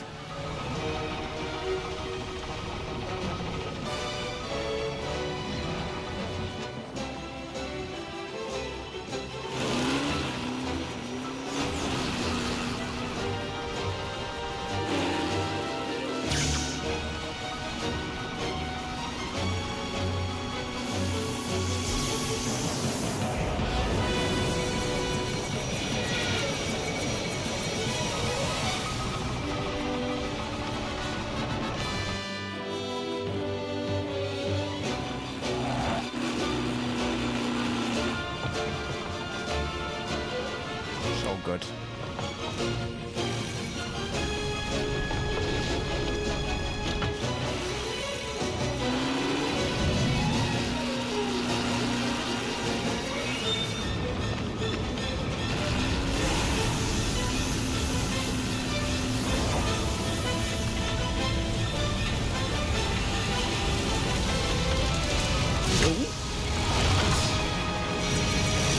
Perfect cutscene. All the cutscenes have been perfect so far, but I'm still gonna mention it. So Zorn and Thorn aren't named after specific Shakespeare characters, but they are comical antagonists that invoke the full characters that are very common in Shakespeare's plays. Their speech is even stylized in a mannered mirror image way, like finishing each other's sentences and speaking in a kind of rhyming doubleness, much like a pantomime comedic duo. We've already had other like pantomime invocations as well. Like they recall the clownish servants and fools who do a lot to provide comic relief in dramas, like the Dromio twins in the Comedy of Errors, or the jesters in Shakespeare's court scenes. So Zorn and Thorn, the Jesters of the Moon, Red and Blue Jesters of the Moon, their presence reinforces this theatrical atmosphere. They prance and they perform their evil deeds with over-the-top flair, as if aware that they're on a stage. Why so silent, people? Oh, we made it. Come on. Southgate was badly damaged. Badly damaged. It was my fault, wasn't it? Don't worry about it. They'll fix it up in no time. You idiot! The cargo ship was wrecked. We lost all the cargo and Southgate was destroyed. I can't believe I played a part in this debacle. Steiner? Yes, Princess. I didn't mean to get you involved, but you saved us. I thank you. Such kind words. I am not worthy. Vivi, by the way, don't forget what Vivi's going through right now, because it's very fucking important. That way, he's quiet for a reason, bro. He's just been through some pretty hefty trauma in a very short span of time. Vivi is quickly having to come to terms with the fact that his existence is potentially a lie, that he is not a truly living being. But we're going to talk about those quandaries and what it means to truly be, because that's Vivi's all the entire deal. But just think about what he must be going through right now, man. There's also Zanero and Bonero. Yes, great shout. Fantastic. Yes, perfect mirror duos as well. And there are more in that family as well that we'll find later on. But yeah, they match that archetype as well. They use the comedic effect as well. Well, now I've made up my mind. I vow to protect you, princess, until we return to the castle. How do you feel about that, Dagger? He'd follow you to the end of the world, man. Hey, I can see the main gate of Lindblom. That's Lindblom Castle. How gigantic. The city of Lindblom is inside the castle. I guess Dagger and I will go our separate ways once we reach Lindblom. I see. Just when we were beginning to get close. So, in my mind, Lindblom kind of evokes Vector a little bit from Final Fantasy VI, especially in regards to its technical advancements. Zidane, those black mages and I, are we the same?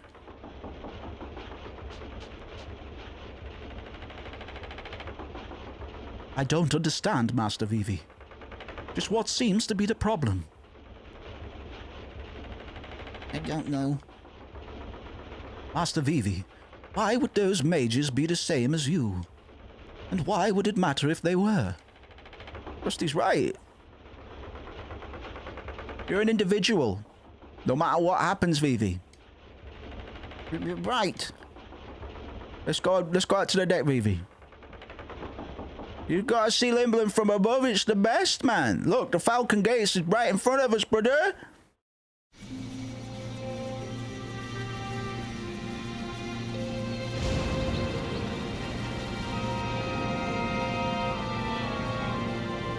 Beautiful music, man. So Vivi, our shy little black mage, is going to now be grappling with the idea of he grapples with why he exists at all.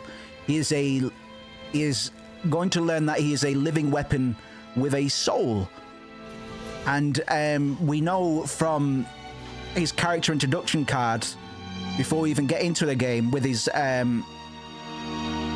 existential quandary of how do you prove that you exist? Maybe we don't exist. It's a statement that really does echo Sartre's idea that existence precedes essence, meaning that we aren't born with a predefined purpose. We exist first, and then we must define ourselves afterwards. Vivi was manufactured, but he slowly learns that what he does with his life matters more than the purpose imposed upon him, which is a theme that we will see again and again and again and again with each of our main characters, more or less. Steiner's not exempt from this philosophical inquiry, because he's had meaning imposed on him as well, and at some point he's going to have to choose whether he's going to rigidly follow this script or work to write his own, you know? It doesn't matter who Vivi was born to be. What matters is who he chooses to be. And in this typical Sartrean fashion, Vivi is going to exercise freedom to shape his essence. He's ultimately going to be choosing to be a caring friend rather than a mindless weapon. It's a true triumph of existence over essence. And it's why he explicitly highlights and carries this game's themes more than most. In a very it's interesting that his existential dilemma is introduced before the other characters really have theirs, because it sets us up. We can understand what it must feel like in some respect to be battling with this idea of, well, why do I exist? What do I live for? What is the purpose of life? Because he's a kid and he's not been around that long. So for him to have to jump to asking these questions in his infancy is quite a big deal. But in doing so, he really brings out the contradictions and the follies of the other characters, the adult characters that he's surrounded by, who are also battling with these things, but because they've been so set in their ways for so long, they haven't really ever had to question them. They've never been faced with this massive, world-bending epiphany that actually, I don't know what the fuck I'm doing, and I don't really know what it means to exist. Like, what does it matter? Should I care about this? Because I feel some kind of way about it, and I'm trying to work it out. But all of these adult characters don't have too much of an answer either. They can begin to answer. It's like, yes, you are an individual, but what does it mean to be an individual? What are the differences between Vivi and the other black mages? I mean, there's a stuff we can immediately address in terms of the capabilities of the other black mages and their ability to converse, or rather not converse, from what we've seen of them so far. But the similarities physically are obvious. Like, there are similarities. So what's the difference? Why is there this divergence? Why is there this dissonance between what Vivi feels and what is and what the other black mages are currently represented in terms of their own internal machinations, feelings, and aspirations, I guess? Because so far Vivi is very isolated. He's on his own. He's identified that he's probably connected to the other black mages, but he cannot go any further with that identification. He's locked off, man. They're stonewalling him because they're not him. It's a really fucking sad thing to behold, man, and I'm really glad, and I understand now, talking about it, why Vivi's existential quandaries are introduced to us before the other characters have their existential woes and problems rolled out for us to be like, okay, this is what this character's arc is going to be. All of the character arcs are very well pronounced, but I think the decision to put Vivi's front and center is very deliberate and needs to be kind of applauded in a way, because it does set up a very good parallel or proxy for all of the other characters who would probably be like, you're just a kid, you're just a kid, you work it out, as if they know what they're doing. But none of these characters know what they're doing, man. It's similar to a lot of the things we were talking about with Final Fantasy VIII. There's a lot of trauma. There's a lot of masks being worn over people's true personas and identities in order to shield themselves against certain things, in order to fit in with certain aspects of culture and society, in order to get along. But Vivi, as a naive child that's been forced to question the nature of their existence within a year of them really being conceived, like Vivi is less than a year old. Obviously his emotional and intellectual development isn't what a human's would be at that stage, but the fact that Vivi is a child is very important. He's not going to be our only quote-unquote child party member either. We're going to be Aiko later on, and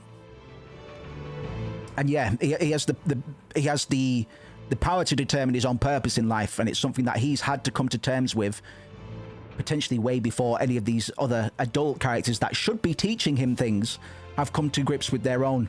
I'm just going to go for a piss because I'm absolutely bursting. Wait there.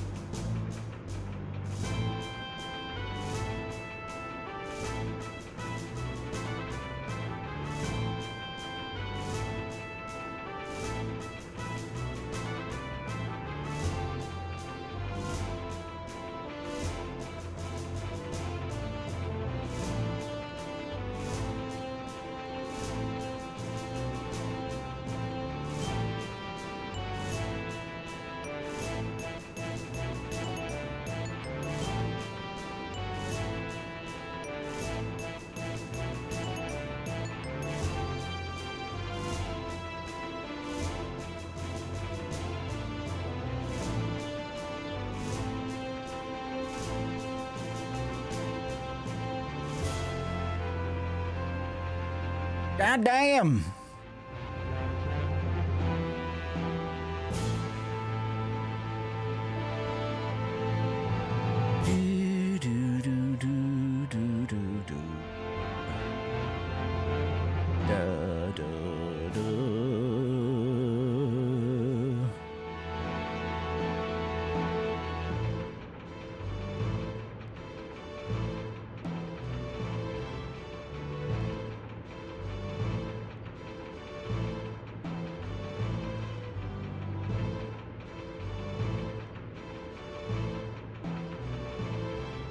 Okay. Wow, this castle is huge. It's even bigger than Alexandria Castle. Yeah. They don't call it Limblum Grand Castle for nothing. An indoor airship dock. This is truly amazing. Even Her Majesty's Red Rose would easily fit in here. Daggy, you don't look too impressed. Have you been here before? Yes, I came here a few times when I was little. I haven't been here since my father passed away. Here comes the welcoming committee. That's a really old airship. Greetings, I am Princess Garnet Telexandros. I humbly request an audience with Regent Sid. You must be kidding. No member of the royal family, let alone a princess, would ever ride in such a shabby airship. And look at the company you're keeping. How dare you accuse the prince... Oh, sorry. How dare you accuse the princess of lying? The princess was forced to come here under extreme circumstances. Then show me some kind of proof of your royal heritage. Very well. This pendant. Is it a falcon claw? No. The shape is a little different. Call Minister Artania. If you weren't such a filthy-looking oaf, they would not be so suspicious of us. Hey, I'm not the idiot with the loud voice and the dirty, rusty armor, idiot. What? What is going on? Sir, we have unknown visitors who wish to see the regent. And one of them is carrying a pendant that looks like a falcon claw. You are dismissed. I'll take care of this. Yes, sir. Uncle Artania. It's good to see you, princess. Please follow me. The regent is waiting.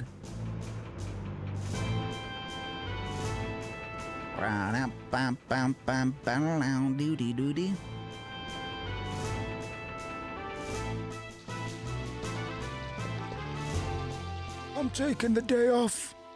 You look a bit tense. Why don't you relax a bit and listen to my story? Come on, you'll love it. This is your only chance to hear it. Okay, here it goes. When I was 27... Fell asleep.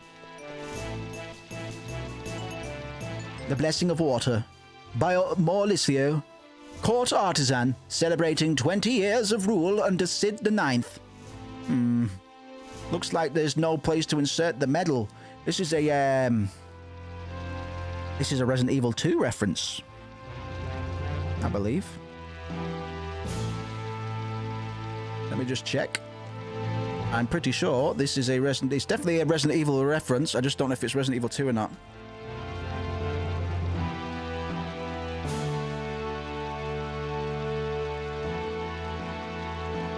Yes. Upon inspecting the fountain within Limblum Castle, the flavor text reads, looks like there's no place to put the medal here. Since there are no puzzles, plot points, or anything else in this game related to this fountain, it can be assumed that this is an allusion to the Capcom game Resident Evil 2.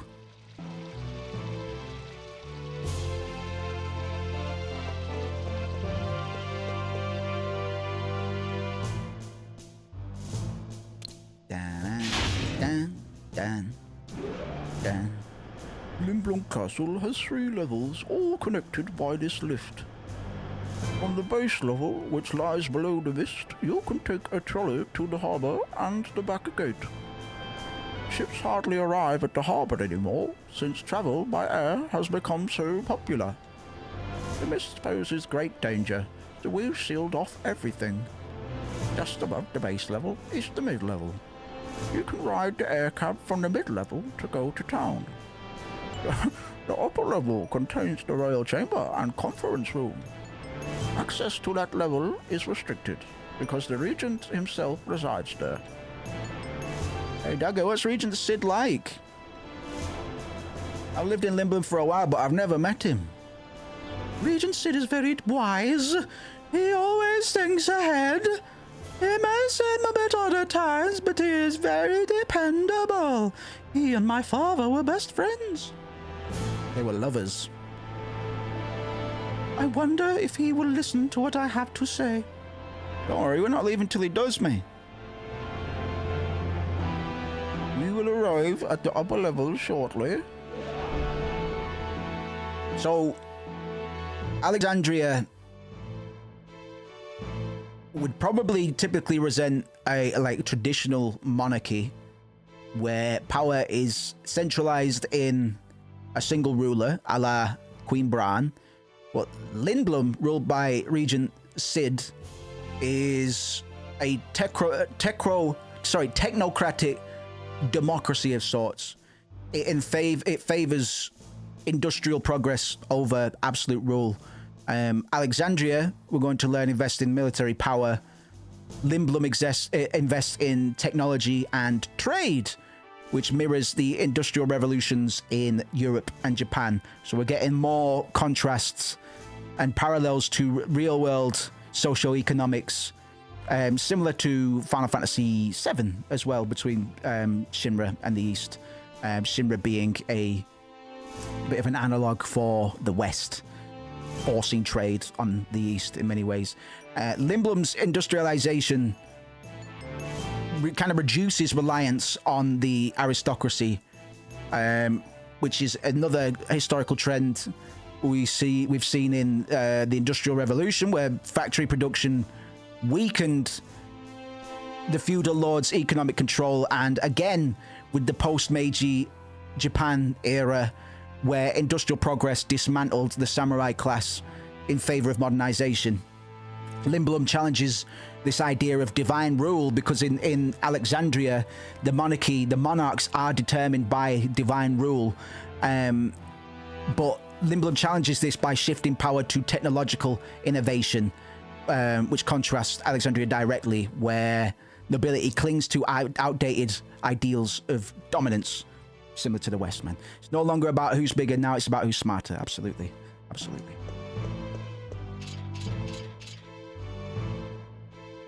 Oh God, we're getting some heavy subjects when we learn about the Burmesian crisis as well. Princess, is something wrong? The regent isn't here, and I don't know who. Take a look at the throne. What in the world? Quick.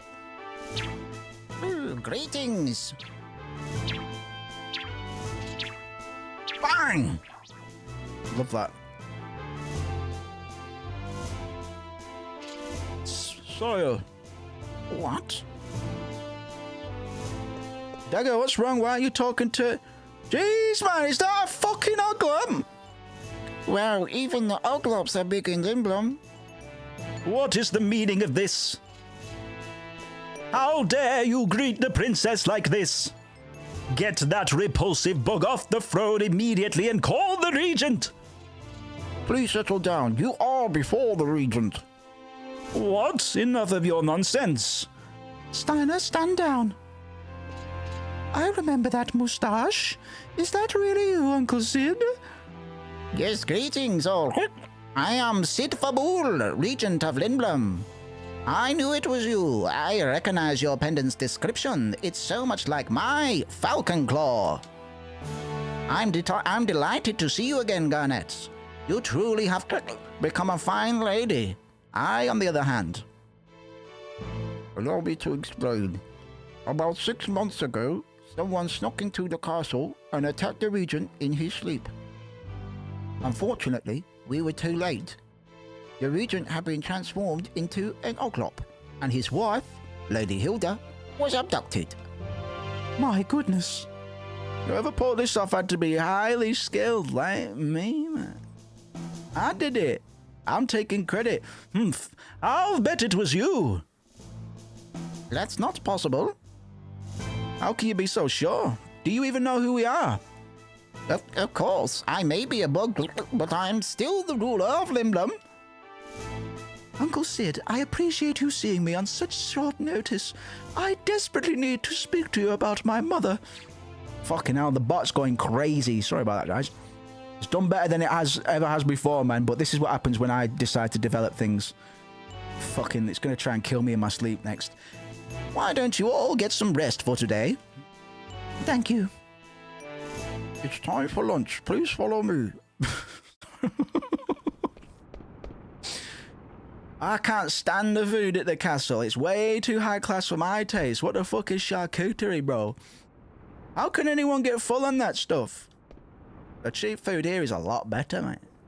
Today's special is soup de silence. Not bad.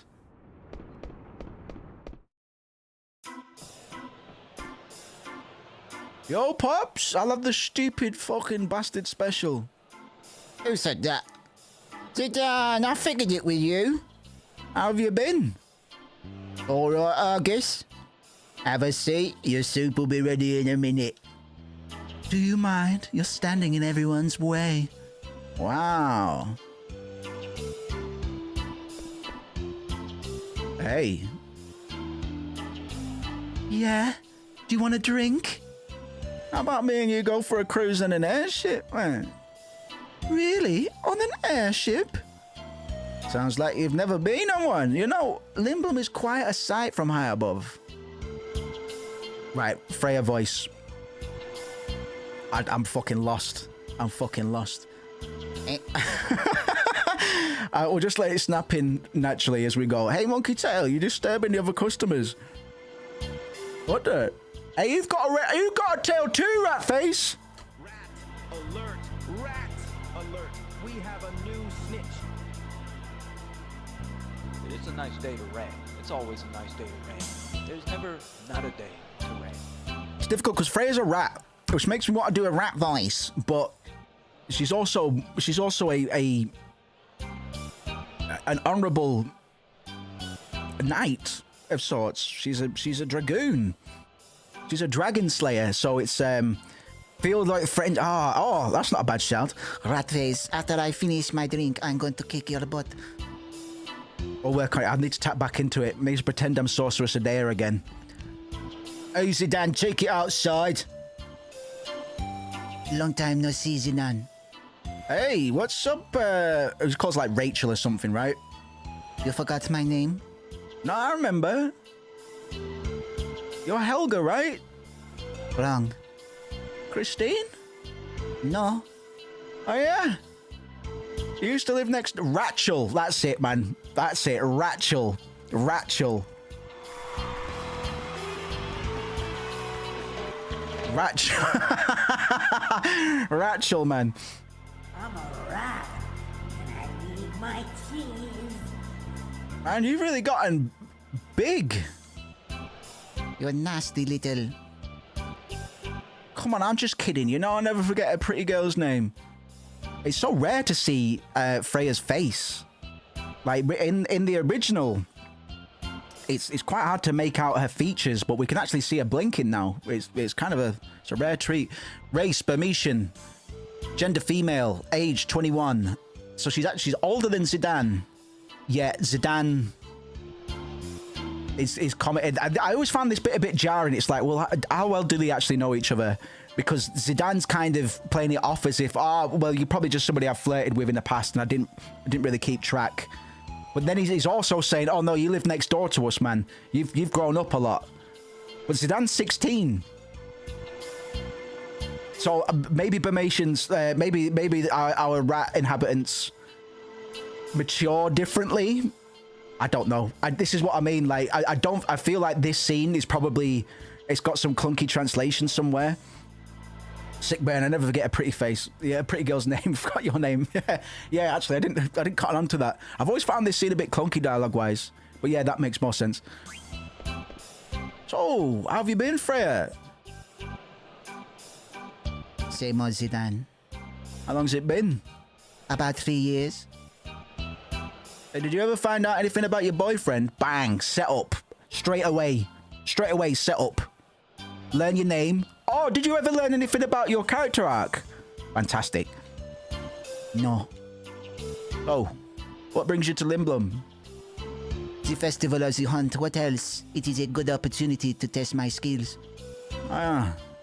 Well, I'm sure you'll find him Sunday, man. Aren't you participating?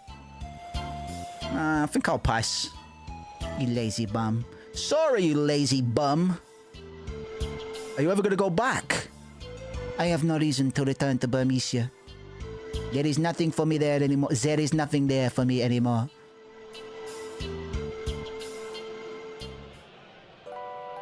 Good introduction to Freya. I'm part of the camp that's like, well, man, Freya does have a really good foundation for a good character story. I mean, I'm sure there's some arguments that it's a bit anti-feminist, the fact that she's chasing around after her old fella, but it's not so much that we'll talk about Fratley in a bit. It's not so much that she's chasing after her ex fella. She's chasing after her own legacy, her own history in a way. We're going to find out that Fratley has amnesia and really has no idea of who Freya is. And Freya is broken apart by this. It's like, well, how could you fucking forget me? Like, we experience so much with each other. You're really the only person that knows me. So if you don't know who I am, how can I be really sure of who I am? Then what's the point in all of this? To be forgotten is worse than death is her character quote. Doesn't pass the Bechdel test. Yeah, exactly. Like, yes, Freya's just gut-wrenching, really, her character arc. And it kind of loses speed, kind of loses momentum compared to some other arcs, which start from the beginning and go all the way to the end. I'm thinking mostly about, like, Vivi's is probably the one that arcs the most. Vivi starts at the very beginning of the game and ends at the very, very end of the game. So Vivi's got the biggest arc, I'd say, or at least it's the most consistent. It's the one with the most momentum. Zidane's is also huge, but he finds himself ahead of Vivi truly actualizing. A lot of the characters do. That's why I'll keep on saying that Vivi kind of carries this game's themes the most. Freya has a really good setup, but just shorter and some payoff, but it's just short of the mark in my eyes, because she is such a good character, very compelling. A lot of people really like Freya. There's even a mod dedicated to being able to recruit Freya earlier, so you can do the solo Freya challenge, which I didn't know about until very recently. How is the Queen? Is she still as vibrant as ever? Yes, but since Father died, Mother has been acting very strangely. I'm not surprised. They loved each other so much. We haven't spoken much lately. Also, a suspicious man has been prowling around the castle. I don't know what's going on anymore. I fear she might be planning something terrible. I've brought this matter to everybody's attention, but no one has taken me seriously. They all think I'm distraught over losing Father. I understand why you are so eager. I'm happy that you came to me for help. At this point, I think you're the only person Mother will listen to. When I heard that Limblum's theatre ship was coming to Alexandria, I decided to sneak on board and come here no matter what. I just never expected the crew to kidnap me. It was me. I was the one who ordered Tantalus to kidnap you. I promised your father that should anything happen, I would protect you. We've known about the disturbances in Alexandria for some time. But had we acted directly, it would have started a war. So I asked Baku for help. He and I go way back. The play was the perfect cover to enter Alexandria and get you out. No one would suspect Limblum was behind it. We were forced to take action because we knew Alexandria would never seek our help. I'm relieved we were able to get you here. At the village of Dali, we saw numerous black mages. They looked like golems controlled by some powerful magic. On top of that, they were being created under Alexandria's supervision, sorry. I don't even know how they're related to Vivi, but if Mother is planning to use them for war... We won't let that happen. Even if she were to command an army of black mages, she won't make a move as long as we have our airship fleet. Don't worry, everything will be fine. I'm so sorry, Uncle. Now, come on. Don't be so formal. I'm helping you because I'm your Uncle Sid, not because I'm the Regent of Lindblom. Thank you so much.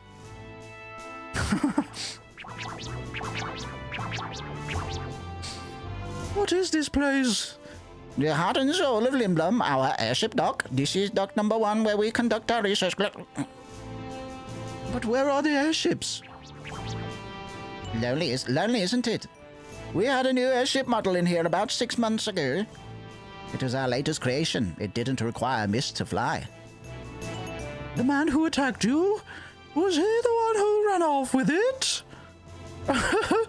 Good guess, but no, actually. I met a lovely lady at the pub. When Hilda found out about my little affair, she used her magic and turned me into an oglop. Her magic?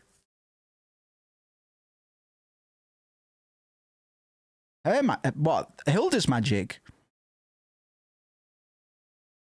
No. Maybe that's what he thinks. I don't think that's right, though, is it? No, actually, it is. It is. Has to be, for reasons. Then she stormed off in the new airship, which I named Hildegard. Or Gard? Yeah, Hildegard. I've already called it Gard. Pretty ironic, eh? That's very fucking stupid, actually. She hasn't been back since... I've been working on Hildegard too, but it hasn't been going too well. My mind just isn't the same as an oglop. I'm hopeless. But that doesn't mean I can't help you. I'll do my best for Alexandria. Thank you. But with Southgate badly damaged, I don't know how we can get to Alexandria. Don't worry, Southgate is being repaired as we speak. Once the repairs are finished, we'll go to Alexandria. Yes, I'm sure Mother will finally open her eyes to the truth. Uncle, is something wrong? No, I was just thinking about how the theater ship crashed. Bacco sure has good men working under him. Boom, boom. Boom, boom. Boom, boom. Boom, boom. Boom, boom, boom, boom, boom, boom. Good morning. You're up early. Lindblom is a really busy place. I've never seen this many people before. I wonder where people go if they want to be alone. Lindblom has always been like this, man. People come here from all over the world. Some of them come here to become airship engineers, sculptors, actors. Well, I don't even remember why I came here my first time. Why indeed? Why indeed? Before I knew it, I was living here with my Tantalus brothers. do they still live here? Yeah, my hideout is in the theatre district. I'm gonna go there right now. Do I come along? Well, that's okay. I'm gonna go look about town. All right, I'll give you a little tour if you want. No, that's okay. I'll go by myself. Oh, all right. Go find yourself a cute girl, Harry. Aha, don't do anything I wouldn't do. Teach me, Mogster. Oh, synthesis. Yeah, of course. I'm about to get very overpowered. For some reason, like the jump in Zidane's power just goes... It doesn't stay that way, but Zidane has a massive power hike in Lindblom, which is going to be convenient for us for something coming up. There's a letter for Zidane. Ain't y'all coming back to Alexandria? I'm so lonely. Just kidding. I'm opening a little theater in an alley here. A bartender pal of mine is quitting the saloon and getting into showbiz. He asked me to help. Your friend is starting a mini theater? Sounds like fun. Bum, bum, doo, doo, doo, doo, doo. I did sample this like 15 years ago. By sample, I mean I just put some drums over it, called it a day. That's when music production was simple. Then I had to overcomplicate it. Look at this guy. Our rate is 100 gil per night. Will you be staying with us? Nah, I'm all right. I missed something. Bastard. I'll get it later. Small town night in a big city.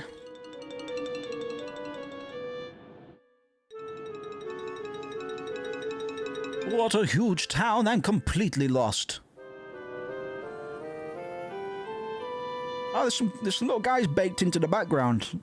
Oh, I guess we've never been able to make out properly until now. We can see Alleyway Jack in the top right as well, actually. Interesting. Jeez, you're dressed awful funny. I'm Captain Adalbert Steiner of Alexandria, and I humbly request your assistance to get back to the castle. That's a new one. Nice try, but I don't date bums. You should really scrape that rust off. It's disgusting. What?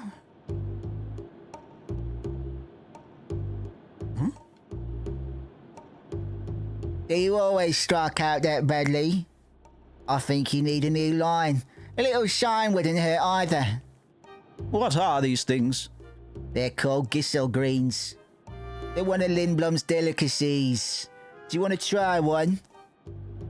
It smells terrible. The worse the smell, the better they taste.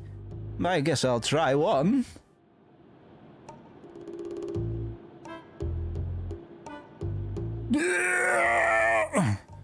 Oh my, even the locals don't eat them in one bite. But you're right, they are good. Let me back.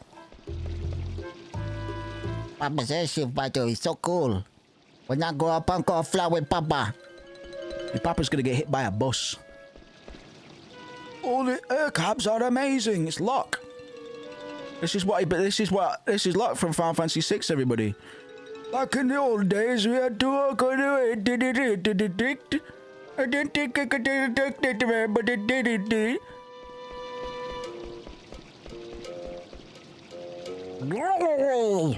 I'm trying to remember what I have to do. Dee dee dee dee boop. Bong ding dang ding doo. Ding ding ding bing back bang boo. Tiny chef. I am head chef at Limblom Castle. I demand the finest ingredients for all of my dishes. John, they're not selling at all. Gissel greens are good, but they smell really bad. Boom, boom, boom. I'm getting sick. Yeah, it's so bad. Smells like I'm at a big oil refinery. Oil refinery? Excuse me? Oil refinery? Are you sure about that? Oil refinery? You have oil?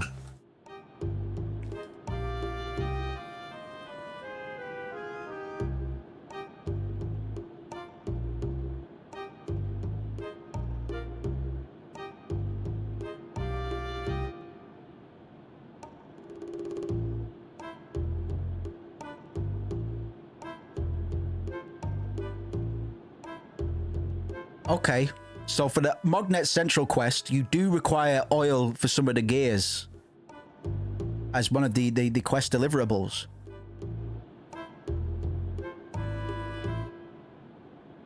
Where the fuck is oil being refined, bro? Excuse me?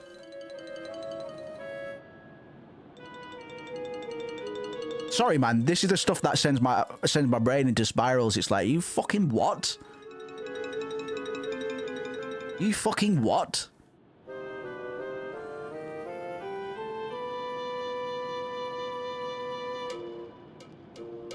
I don't know, man. Smells like bullshit to me.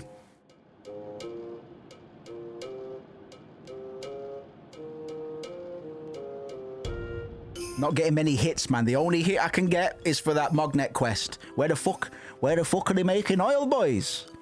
Huh? I thought mist was the presiding energy source.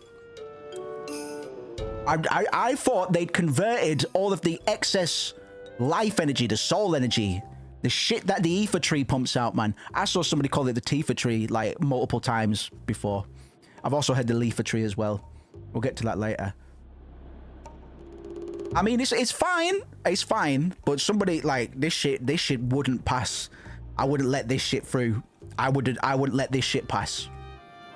Because I know that when I eventually put out my JRPG, man, in fucking 70 years time, that somebody like me will go, well, what? Soybean oil was originally for tanks.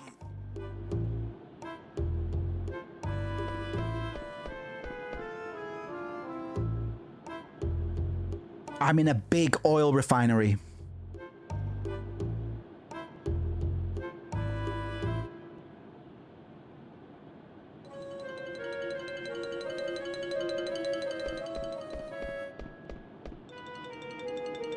Dear Hibinaru Sakaguchi, I was playing Final Fantasy IX 25 years after its release, and I was appalled to find a reference to a fossil fuel which simply does not exist in the world of Gaia.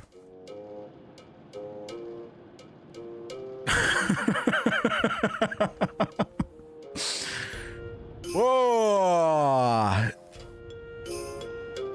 That's it, man. That's a YouTube video, man. Where is the oil refinery in Final Fantasy IX? Sorry, mate. I'm just breaking in, man. I'm saying, I mean, it's nothing, but this is, you know, this is what sends autistic signal. We go dong dong. My head can't fucking Fabool. Ah, Sid Fabool. Okay. My head can't. I can't get past that, man. There's just something. My fucking autistic synapses just go. Hold on. Wait a minute. Wait a minute.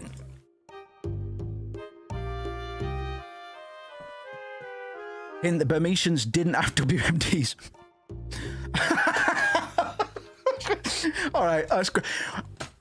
We're gonna get into that, man. I've just realised the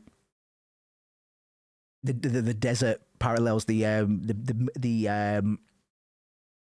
middle of the east parallels. I've already listen, man. I've got some notes here that Holocaust, WW2 displacements, Rwandan genocide, modern refugee struggles. Oh, we're going there, man. We're fucking going there, man. Oh, beautiful, fantastic, Nero. Appreciate that. That's fucking fantastic. That's a great deep cut Final Fantasy IX joke. Appreciate that. If I do some edited content for this, I'm gonna steal that joke wholesale. I'll give you credit, man. I swear. The card game is deep. The card game is deep. All right, gonna leave him to it. The card game is deep, brother. You wanna play cards with me? Oh, I should have mentioned. Actually, let's go back. Because we're gonna be revisiting Limblum a few times during our adventure, and we're gonna be revisiting this house because you see this little bird in its nest up here, and a little fella outside there as well. Just remember that bird and his little fella. We'll see how their adventure progresses as well. The Burmesians didn't have WWDs. Sorry, WMDs. Oh, that's fantastic. I hate the festival, the hunt. My father gets injured every year. I'm just going to take my time around here, man. The church has been here for a long time. It's been here since before this city was even built, when this entire area was a forest. I don't know why, but this church began the festival of the hunt tradition. Yo, Ash, good to see you. We've just pointed out a bit of a problematic line of dialogue, which opens up many questions. Originally, the people of Limblum were hunters. The tradition of the festival began around that time. The The Festival of the Hunt is neither a joke nor a traditional pastime. It's a way of life. It draws on your deepest strength and redefines courage. Be aware. The founder of Limblom, Sid the First, was the winner of the first festival. He was the only one that entered. Sid the First built this church to pass on the tradition of the festival. Wake up, Grandma. I swear she sleeps everywhere. Are you participating in the festival? I heard this year's contestants are all tough, so I don't think you have much of a chance. Ivan or Belner will probably win again this year. Well, you know, it's actually suboptimal to win the hunt, the festival of the hunt with Zidane. So we're gonna be trying to lose it deliberately, actually, probably. So Ash, we spoke to this guy, and he goes, "I'm getting sick. The air is so bad here. It smells like I'm in a big oil refinery." Bro, what oil refinery are you talking about, my guy? He's referring to a fossil fuel energy source that simply does not fucking exist. Aside from the only mention I can get of oil on Google is it's potentially an item in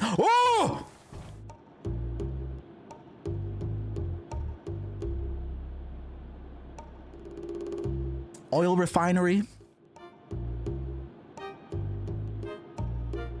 I mean, this is good. This is good. This is good. We're getting somewhere.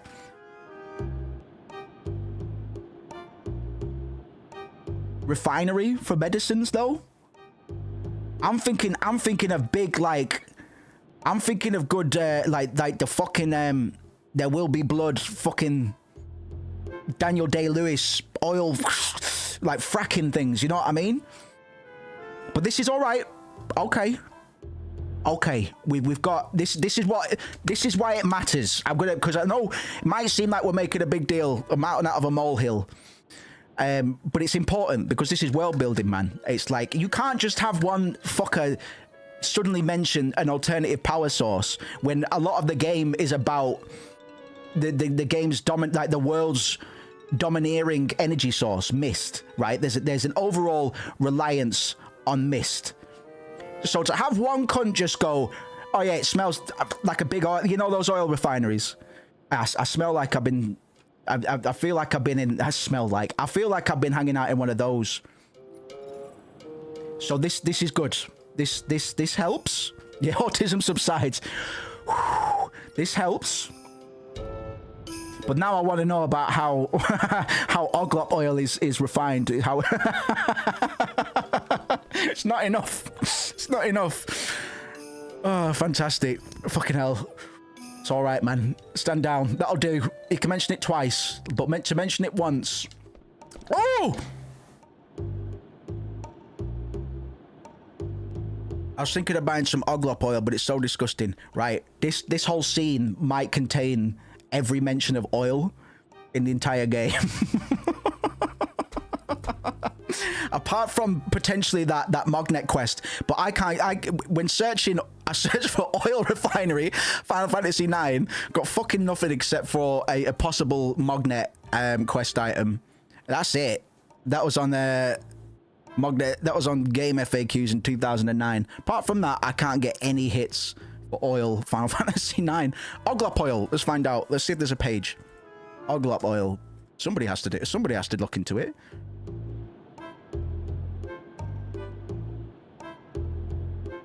If there's nothing on the Oglop wiki about Oglop oil. Oh, wait.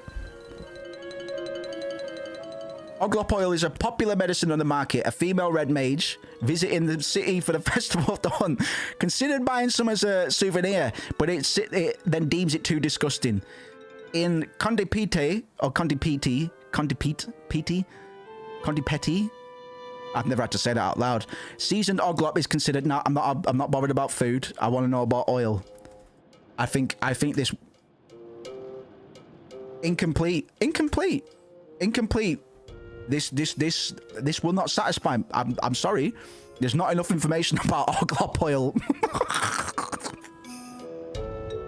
It's not enough.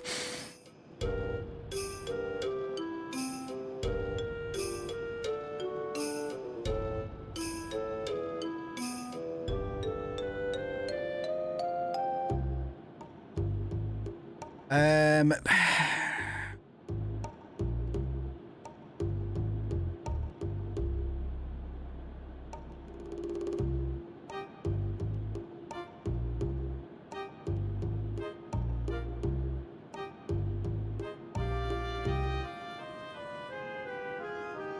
I'm doing research. Please be patient.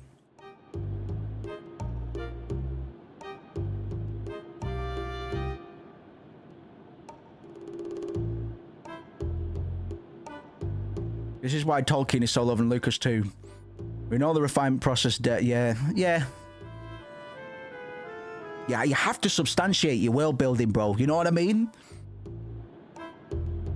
It's fine. It's all right. We can let the oil mention off the hook because we can understand that it doesn't mean a fucking fracking operation, which is how it sounded at first. If he said an Oglop oil refinery, we wouldn't have thought anything of it, right?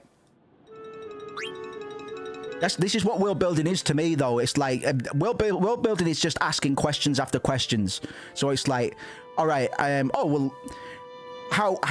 What kind of medicines are available in the world of Gaia? Oh, well, maybe they could make some out of, like, Oglop oil. Okay. Where does Oglop oil come from? Well, it comes from Oglops. Under what process? Well, you refine it. You refine Oglop. Where do you refine it? In oil refineries. Where are the oil refineries, then? That's our primary directive now. We have to find where Oglop oil is being manufactured. And if we'll write a very angry letter to Sakaguchi, man, if we can't find it. Absolutely disgraceful. Where are these oil? Where are the oil refineries? You think I'm dumb? How dare you? How dare you? How dare you? Right, let's do the synthesis. Let's do the synthesis. Oh, mind you, I forgot something. Shut up, Priscilla. Shut up, Priscilla! Let's not rush. This is one of my favorite kind of downtime sequences in the game. I really, really like Limblum. I really like Trino as well, or Treno. But Treno isn't as defined. It's the city of the nobles, but so it you know.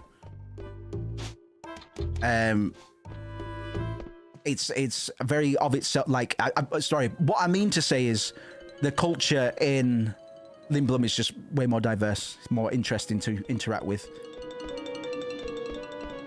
Where it's in Treno, it's two opposite ends of one extreme. Really, it's just a class divide. That's its whole theme, is upper nobility and lower working class, or just low class, I guess.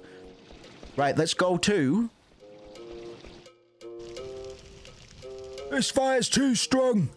How many fucking times do I have to tell you? A few degrees can make the difference between a good weapon and a bad one. Use a lower fucking flame. Stop nagging, we got a customer. When is he gonna get it through his fucking head? I'm just gonna steal some gloves, thank you. And then let's get the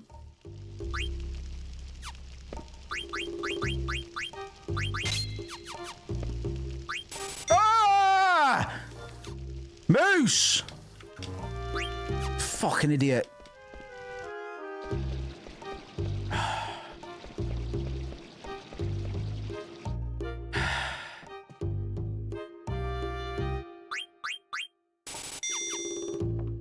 Here's a Cloud reference.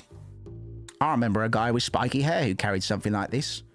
Yeah, but they didn't actually put a Buster Sword on the wall, so I'm a lurker today as I got some bits to do. Oh, good, Ash. Good to have you regardless. Rio, I'm bored. Let's go to another store. Come on. In a minute. Please. Actually, I need some money. Not much, but a little bit. Oops.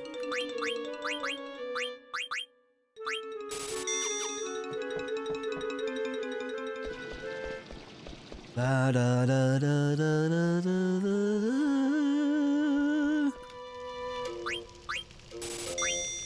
Cotton robe trick. Let's go, baby. Do do do. Boo boo do. Do do do do do. I should have equipped my mithril dagger a while ago, to be honest. Oh well. Dee dee dee hee ha hoo. Lol lol lol lol lol at you.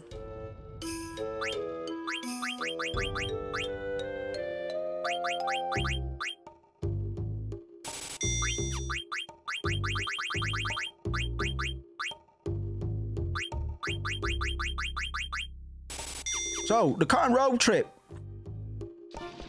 The basic idea is that we can sell the cotton robe for more than we can... the more than we have to invest in order to get it made. So, by rinsing and repeating this process, man, we are going to end up with all the gil we're going to need in this playthrough, man. And I'm just going to do it for ease of play, really. Like, we're not in any real risk of not being able to complete the game without doing this. Oops. But it certainly helps to have a little bit of pocket money when we need it. Do do do do do. Bitch. So we're just gonna make as many cotton robes as we can with the wrists that we picked up from Dali, and the steepled hats we're able to buy here as well. I just rinse and repeat. Bomb. Bomb bomb.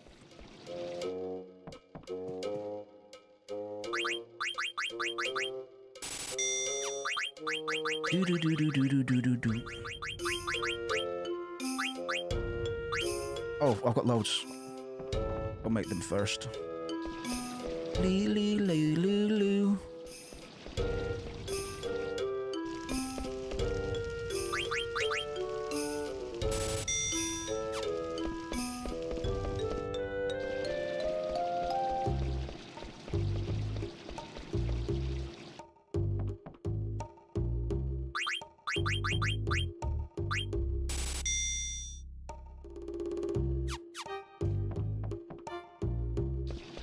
Better than grinding an Estel Gaza when you're gonna... Yeah, you're absolutely right.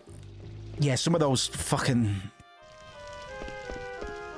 Estel Gaza especially. As much as I like the music. Ding, ding, do, do, bang. So it's best to just get it over and done with now. There won't be much busy work we'll have to do this playthrough, man, because we won't be doing much of the side content, I don't imagine.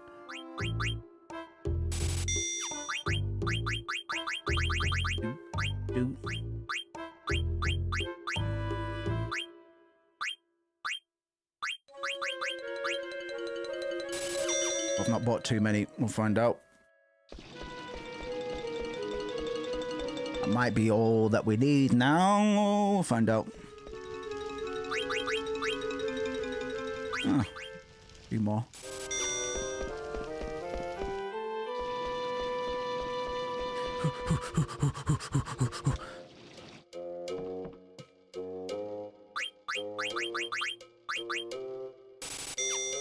Lovely jubbly. Hello, Priscilla.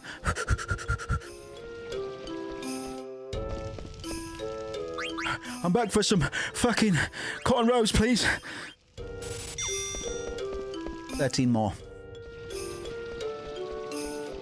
Hello, Priscilla.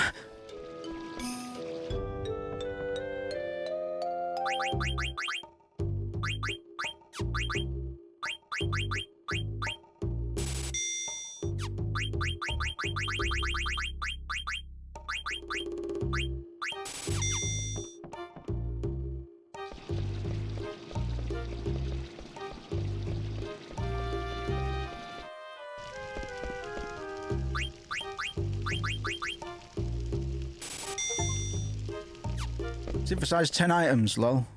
I've synthesized a few more than 10, but that's okay. That's set up so he looks at her ass. Yeah, you're right, actually. I was going to comment on that, the fact that the head's moving this one. I don't think they did that in 8. Cotton robe idiot. Lovely stuff.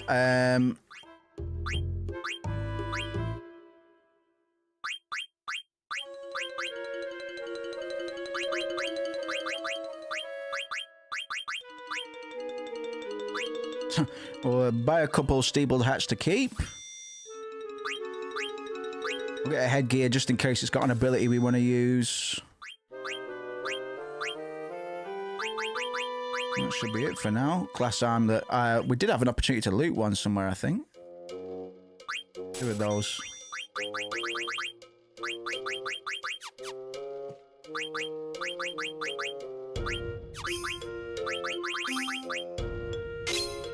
Yeah, bastard. I should have... sorry, I don't think we've had much AP anyway overall. Yeah, we probably had 30 in total, but really ought to have learned Bandit before we switch to the Ogre or the Butterfly. But we'll see.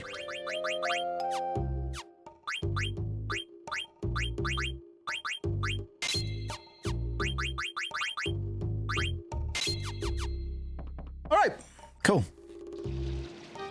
We're going to Industrial District next, very briefly, just to get some other lootables. Fucking oil refinery, my ass, man.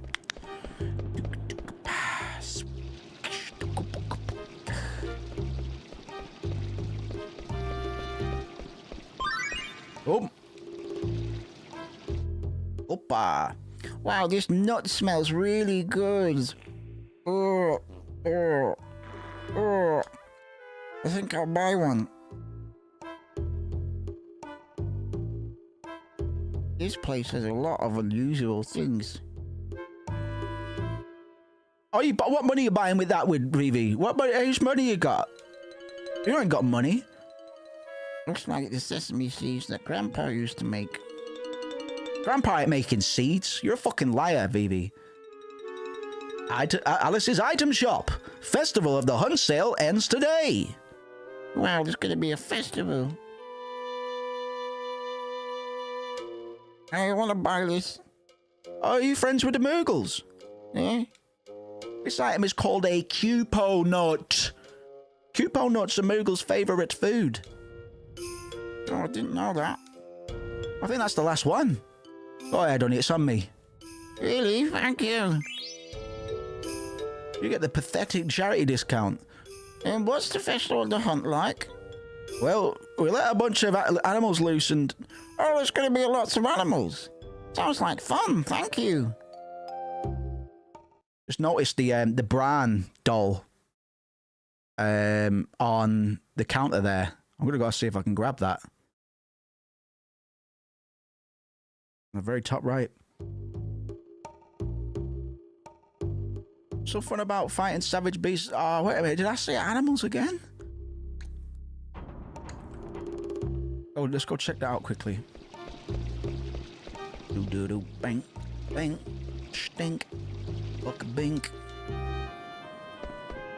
Whoa!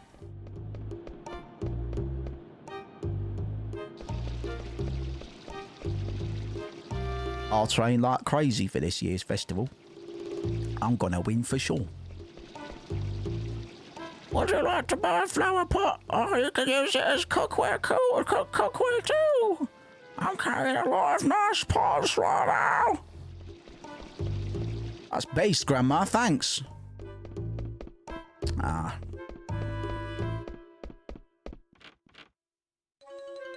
We don't have many items in stock today because Southgate is under repair. Side quest item. Yeah, I remember there's the guys playing with the figurines, and Steiner has a crisis because of it at some point. I think you're gonna need some medicine if you're gonna participate in the festival.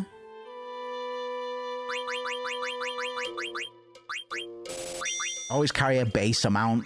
Like, odds are we won't even fucking use many of those items, but always like to grab a few. Right, let's get to the industrial district before we stop off at the theatre district and get this buddy moving along again. Gonna be streaming for another hour and 23 minutes. or so, thereabouts.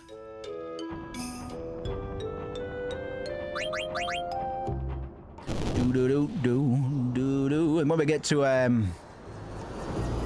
Theatre District, we'll learn a tiny bit more about Tantalus, but not too much, man. But Tantalus, an idea, a group of in-game characters that I've always had a big amount of admiration for. Thieves disguised as actors, representing the underclass challenging the ruling elite. It's a kitty. They steal from the monarchy while entertaining the commoners, which is a kind of Robin Hood style rebellion. With Zidane himself being a thief with a noble heart, and he's acting as a symbol of resistance against hereditary power, and an agent of free will as well, especially in the face of characters like Garnet, certainly. So Tantalus's ability to navigate between different social classes suggests that culture, in this case theatre, art, whatever, can be a weapon against oppression. Sid the Eighth, who developed the first mispowered engine, had a pet cat. Since then, a lot of engineers went out to get cats. I have my own too. Her name is Gypsy. Cool little detail. That's why there's so many cats around the industrial area. That's world building. Notice how there's actual evidence of this, in that there's cats around. Still don't know where those oil refineries are. So Tantalus kind of mirrors real historical theatre groups that criticised monarchs or monarchies through satirical plays, man, such as those in Renaissance Europe. All out of dark stew. Shakespeare as well, of course. Grandma's been busy selling her pickles lately, and she hasn't given me any attention. Oh, Christ. Sometimes I think she loves her pickles more than my pickle.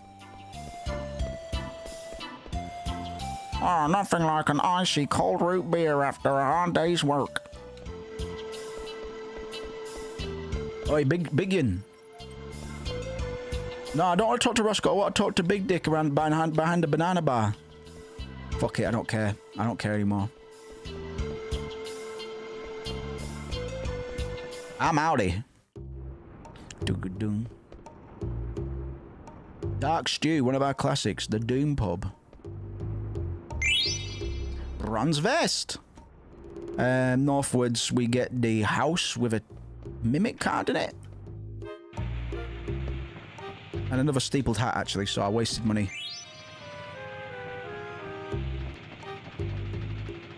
See, there's cats everywhere. Criticizing to the faces, the balls on these guys must have been coconuts. That's it, man. That's it. I guess the idea is that the building class are too shallow to really see the greater significance of or the greater meaning in what they're being shown. But since we are we're going to be connecting Final Fantasy IX to the Rwandan genocide, it's certainly not us.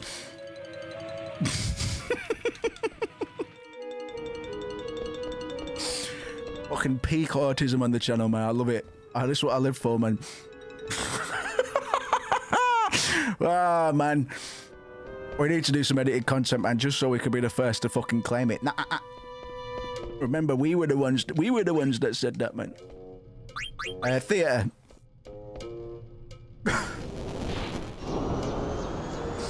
Oh dear.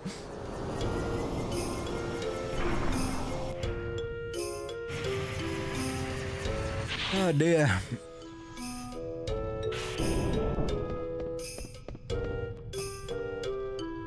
Air cabs are convenient, but I wish they looked more stylish.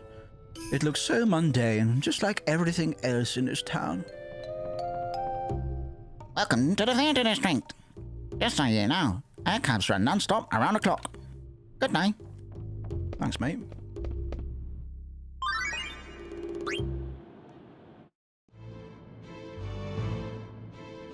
I am lost again. Where is the princess? This town is big, the castle is big. Why does everything have to be so big?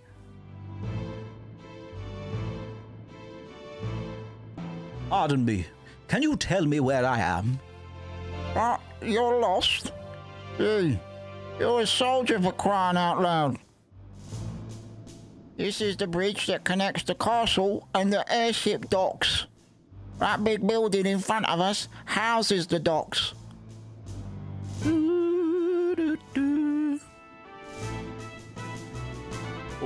What is that large airship? Amazing, isn't it? It's the Hildegard 2. Since it is equipped with a steam engine developed by the regent himself, it can fly without mist. Impossible. How can it fly without being powered by mist? What cave did you just crawl out of? This is the age of steam power. The source of steam power is water. It's much safer than mist. A bright future awaits us all.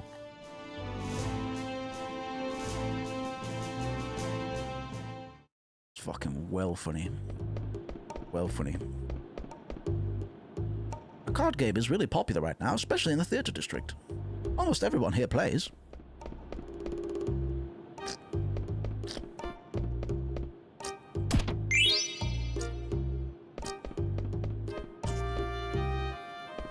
Do-do-do-do.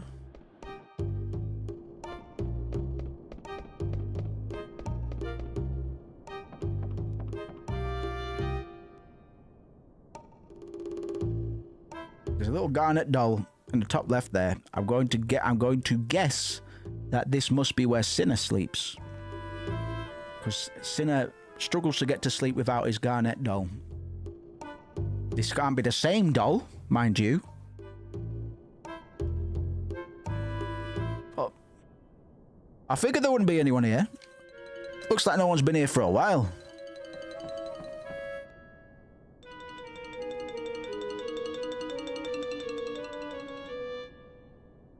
What to do? What to do? Jeez, it's that late already. I wonder what Dagger's doing.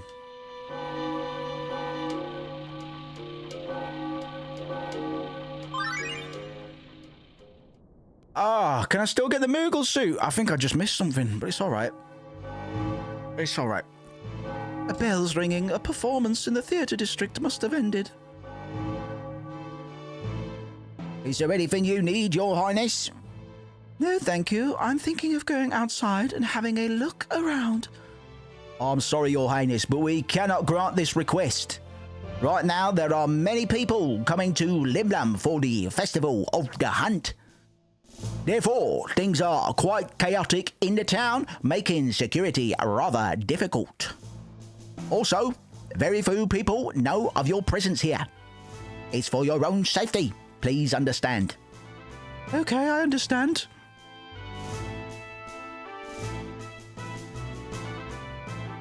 I can't stand sitting around like this.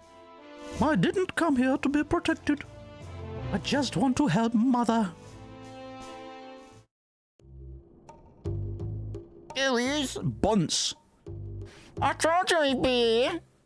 Why didn't you tell us that you were back? We're in Tantalus too, you know. What? Yeah. Uncle Baku said if we find some treasure, we can be in Tantalus too. Here, check this out. Wow, those are sparrow wings. This sure is some treasure you found, all right. Hey, PP. Did the plan work? Yeah. Princess Garnet is at the castle. Really? Wow. So what's she like? Is she cute? Did you ask her out yet? Nah, I think she's pretty busy. Plus, she's a princess and I'm a, rat boy, so I don't know. I bet she misses you. Yeah, you should go see her. Good luck. See ya. See you later, Bunce. I wonder if she got to talk to Sid. Maybe I should go see her.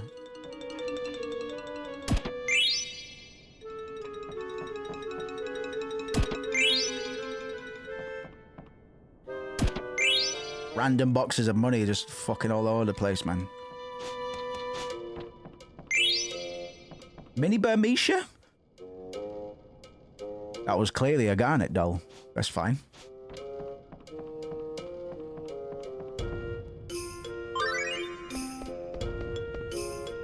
He's like, what's Marissa doing? Oh, hell. I'll do it, yeah. Oh, yeah. We'll do it now. That's you! Is this the first time we get to hear the theme of Tantalus? Beautiful. One of my favorite top 3 songs. Ew, that tasted good. I can't believe we found a way out of Evil Forest before it got petrified. It's all thanks to our bro, who pointed out the river before he took the map to Zidane. What are we gonna do now, boss? We gotta save our brother. You're right. But first, we'll let the guys outside drink some water from the lake.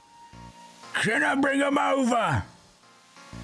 Hey, about blank. I think it's better that the evil forest stays petrified. Are you serious? Don't get me wrong. I ain't saying this out of concern for our safety. Then why? I'm sure he wouldn't want to be saved if it meant Evil Forest was going to be restored too, excuse me. You're right. We got to start looking. There's got to be another way to cure his petrification somehow. We ain't too late. We got to do what we can. I got you, boss. Oh, they do a little T. They go like that. Never noticed that. Hey, sinner! What are you doing over there? This spring water might make some good coffee. I'll get the fixings. Do I gotta remind you what happens to members who don't listen to their boss? No, please not that. I'll bring everyone over right now.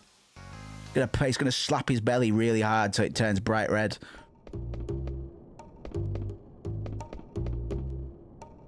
Oh, Lord, I can't believe it. Fucking hell, shut up, man. Hey, who are you? Who am I? I'm Sir Zidane of Tantalus, the greatest bandito in the world. Have you ever heard of him? No. Go away. Stop bothering us. Ouch. Hurry up. Where's Lowell? How much longer do I have to wait? Please, he'll be here in a minute. Ah! Hi everyone. Huh? What's so special about him? Thanks. I love you guys. See you all again. Oh my hand, I love you. Damn, I can't see a thing. Thank you for coming to see Moogle Wannabe 2, Kakupo. We don't care about you and your stupid show. We came to see Lowell. Who? Hey, you're... No, I'm not. Ah, fucker. Ah. Poor guy. It's tough being popular. I should know.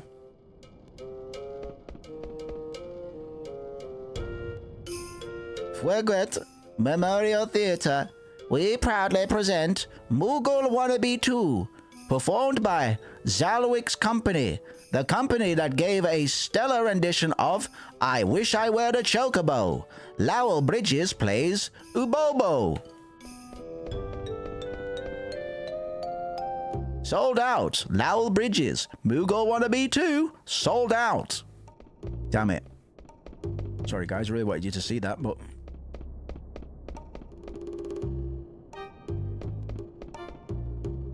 A big Moogle just walked by, headed towards the station. He looked kind of dizzy, sorry. Boom, boom, boom. Climp. Let's get the Moogle suit. Can't even remember what the fuck it's for. You're at the theater. Please, don't tell anyone about this. Please, I'll give you this. Thanks as always, Michael. Please, I can't finish my painting with you bothering me every day. Come on, forget about the painting. Let's work together. You can express your artistic talents on stage too. Don't ever compare your acting with my art. If you're done with your business, get out of here. I wouldn't get involved with him if I were you.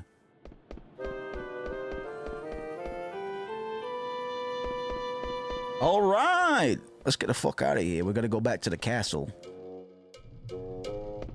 Doi doi. Hi hi. Oops. Guy guy. Oi loi loi loi loi.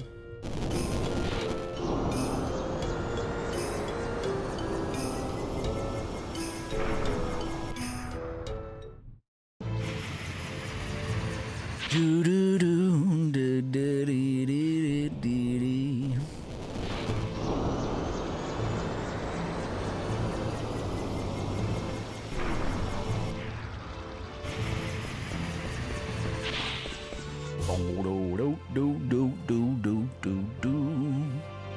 I guess the biggest political theme in Final Fantasy IX would probably be imperialism, which is going to become more and more embodied by the expansionist aggression of Alexandria at the behest of the power-hungry Queen Bran. Alexandria, we know, is a matriarchal monarchy. It transitions from a peaceful kingdom, as we kind of know it now, into a full-on militaristic empire,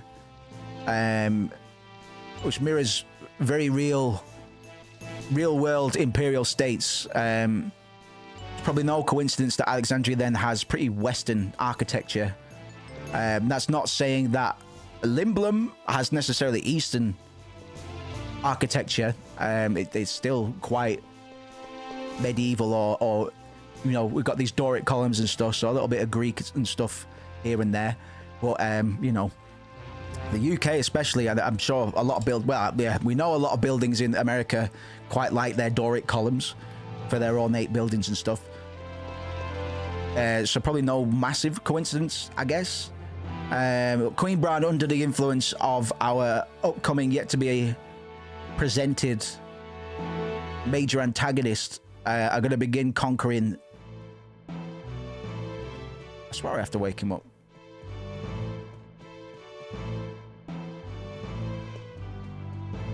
They're going to begin conquering neighboring nations through brute force, which is certainly something the West has been good at doing in history, right? So we were joking about WMDs before, but we do actually, there are actually WMDs in Final Fantasy IX, by way of Eidolons. The use of Eidolons is massively representative of weapons of mass destruction and their historical arms race, particularly nuclear proliferation. So Bran's expansionism, or eventual expansionism, really does reflect how war economies justify violence under the pretense of national strength. Bran's militarization kind of it resembles like Napoleon's France, the British Empire, and even Imperial Japan, where war justified national prestige. So the upcoming invasion of Bermesia and the destruction of Clara do a lot to parallel like European colonial invasions or just Eastern occupations in certain places in the world, which we're still having issues with right now. I've got a friend who lives in Germany, who is very, very depressed because her family in Syria are currently subject to a massacre, ongoing massacre that's going on right now. So we should all feel quite. I hope nobody else says that is in the chat as family mixed up in all of that mess over there. But we're going to zoom out on the whole Bermesia conflict that's coming up relatively soon in the game, to really give it a bit of a serious look at what sort of things are being paralleled. And even if the developers and writers didn't intend to extrapolate from certain history or real world events, everything informs everything else, man. It's all everything is conditioned, everything informs biases, everything informs our experiences, and we can't really speak too clearly on what particular writers and scenario creators in Final Fantasy and Final Fantasy IX resonate with in regards to their emotional response to real world tragedy, events, warfare, occupation, all the rest of it. But I mean, imperialism and you know, colonialism is not a foreign context or concept rather to Japan. So we can already begin looking at the upcoming invasion of Bermesia to not only parallel colonial invasions, but it's also this idea of exploiting weaker regions for resources and dominance. Because what is it that Queen Bran goes after Clara for, if not for their resources? I mean, we joked that Bermesia didn't have WMDs, but Clara might. But they're not using them.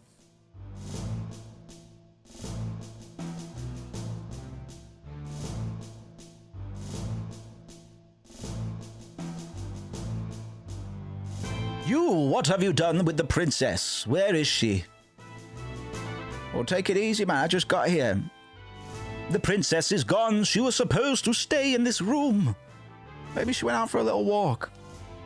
How can you be so calm? This is a very serious matter. Have you forgotten all the dangers she faced just to get here? What if something terrible happens to her?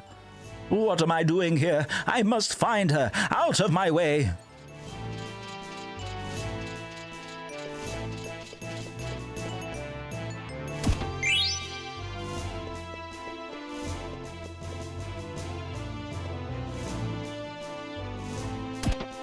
Link. Yeah, boy. Yeah, boy. That's what the Koopa should say. That's right, the Moogles. Instead of Koopa, they should just say, yeah, boy. That'll be so funny.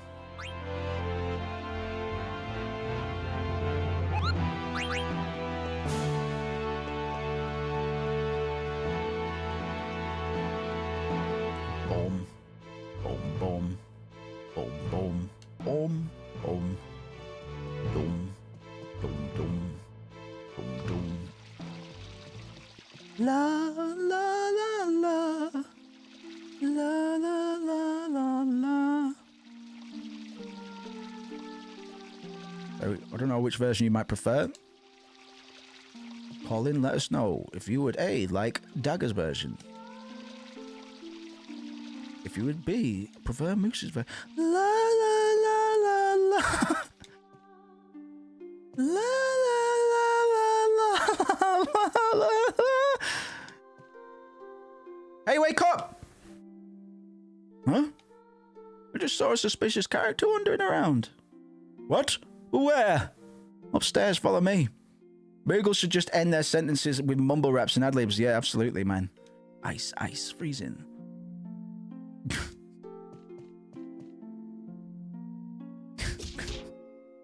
Skirt, skirt, skirt, skirt. Skirt. Man. It'd be better than what they ended up doing with them in Final Fantasy 13, at least the Final Fantasy 13. I'm a Moogle, Cupo. Fucking suck the barrel of a gun, man. Sorry.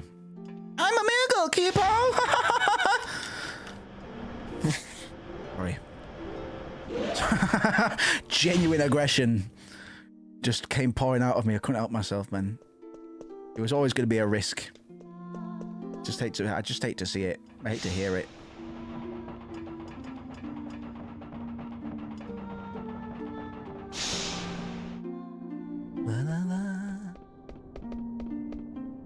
Wow, that sounds like oh,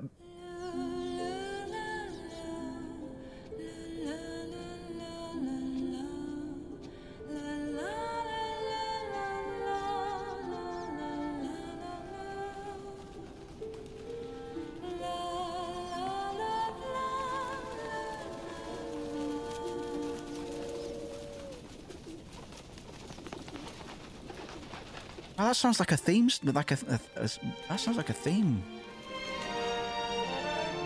Hi, baby.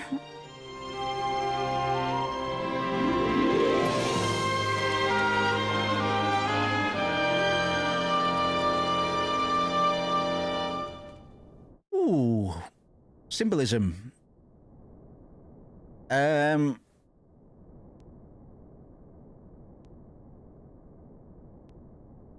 Because right, there are no accidents when it comes to cutscenes and visuals like that. Like, they have to be storyboarded, they have to be scripted in some way.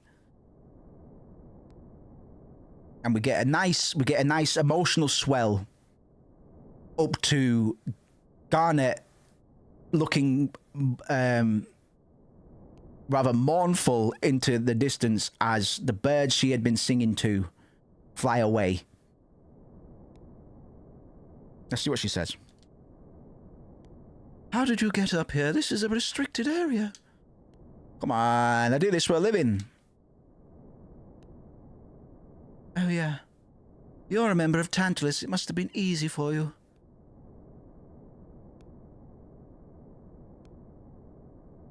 Well, what a view. Hey, there's a telescope. Let's go check it out. Come on.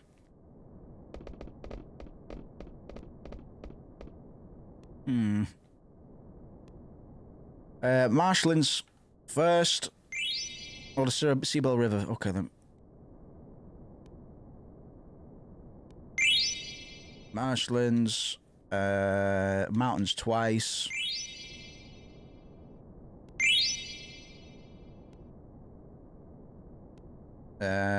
Southgate. The question mark forest. And that should be it after the mountains one more time. There we go.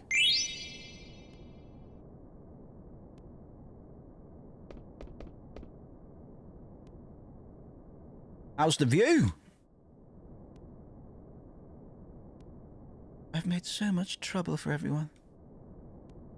Uncle Sid knew everything. That's why he asked Tantalus to get me out of Alexandria. Okay, now I understand.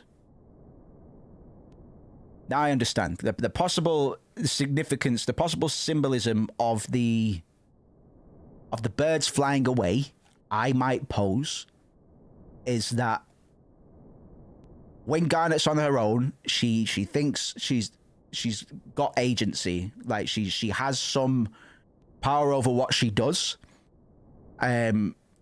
So she's singing to the birds. She's cultivated this environment and it's working for her. But on Zidane appearing, she's quickly reminded that she doesn't actually have that much agency. She doesn't actually have that much control. So we see her being reminded of the fact that she doesn't actually have much free will, that she hasn't actually masterminded anything, because it was always the intention of Sid and Tantalus to bring her here anyway. So even though she conceived of the idea of coming to Lindblom on the airship, that ship, no pun intended, I'd already sailed. She really had no choice in the matter. She really has no control. So the birds departing when Zidane appears in this cutscene could be read as her being reminded of the fact that she lacks agency.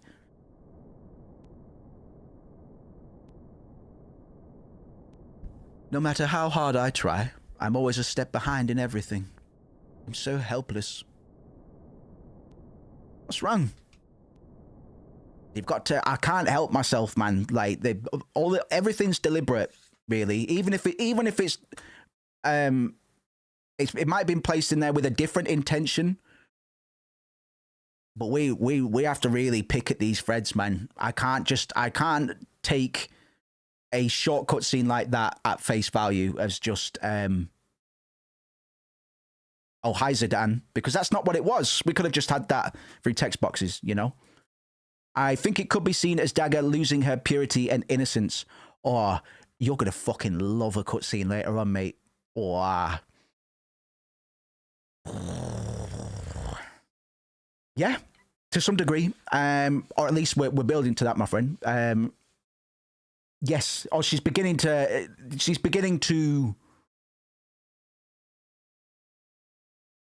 there's a transition. There's a disturbance, you could say, as she is removed from a protected environment. Yeah, I can get on side with that. But this is why I like replaying these games years and years in between, because at no point in my prior playthroughs have I ever stopped to think, why do birds fly away? But we have to, man. Like it's all there for a reason. And if nobody else is going to do it, we'll fucking do it. You know what I mean? I'm made to face morally questionable circumstances.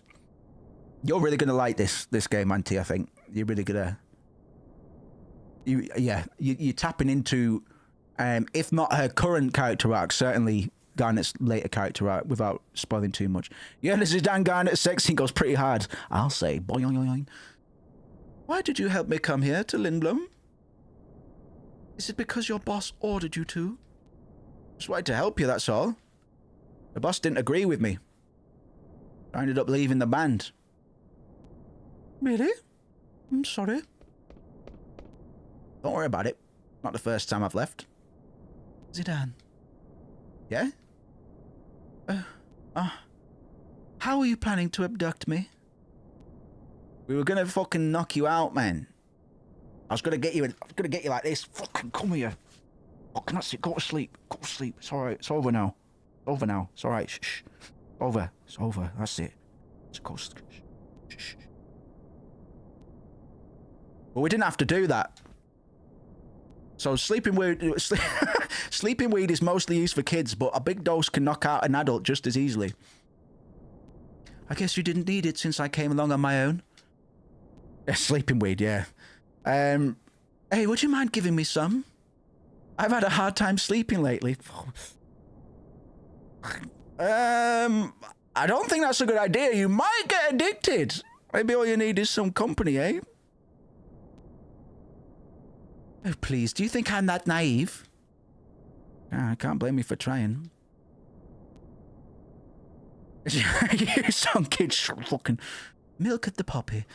That song, were you singing it in the village of Dali? The village of Dali. Clunky.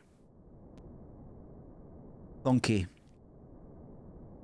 gonna slip you a Mickey. I still got it in me pocket. Here you are, love. What is that song anyway? It's my trauma anthem. I don't know. I can't even remember where I learned it. I sing it whenever I feel sad or lonely.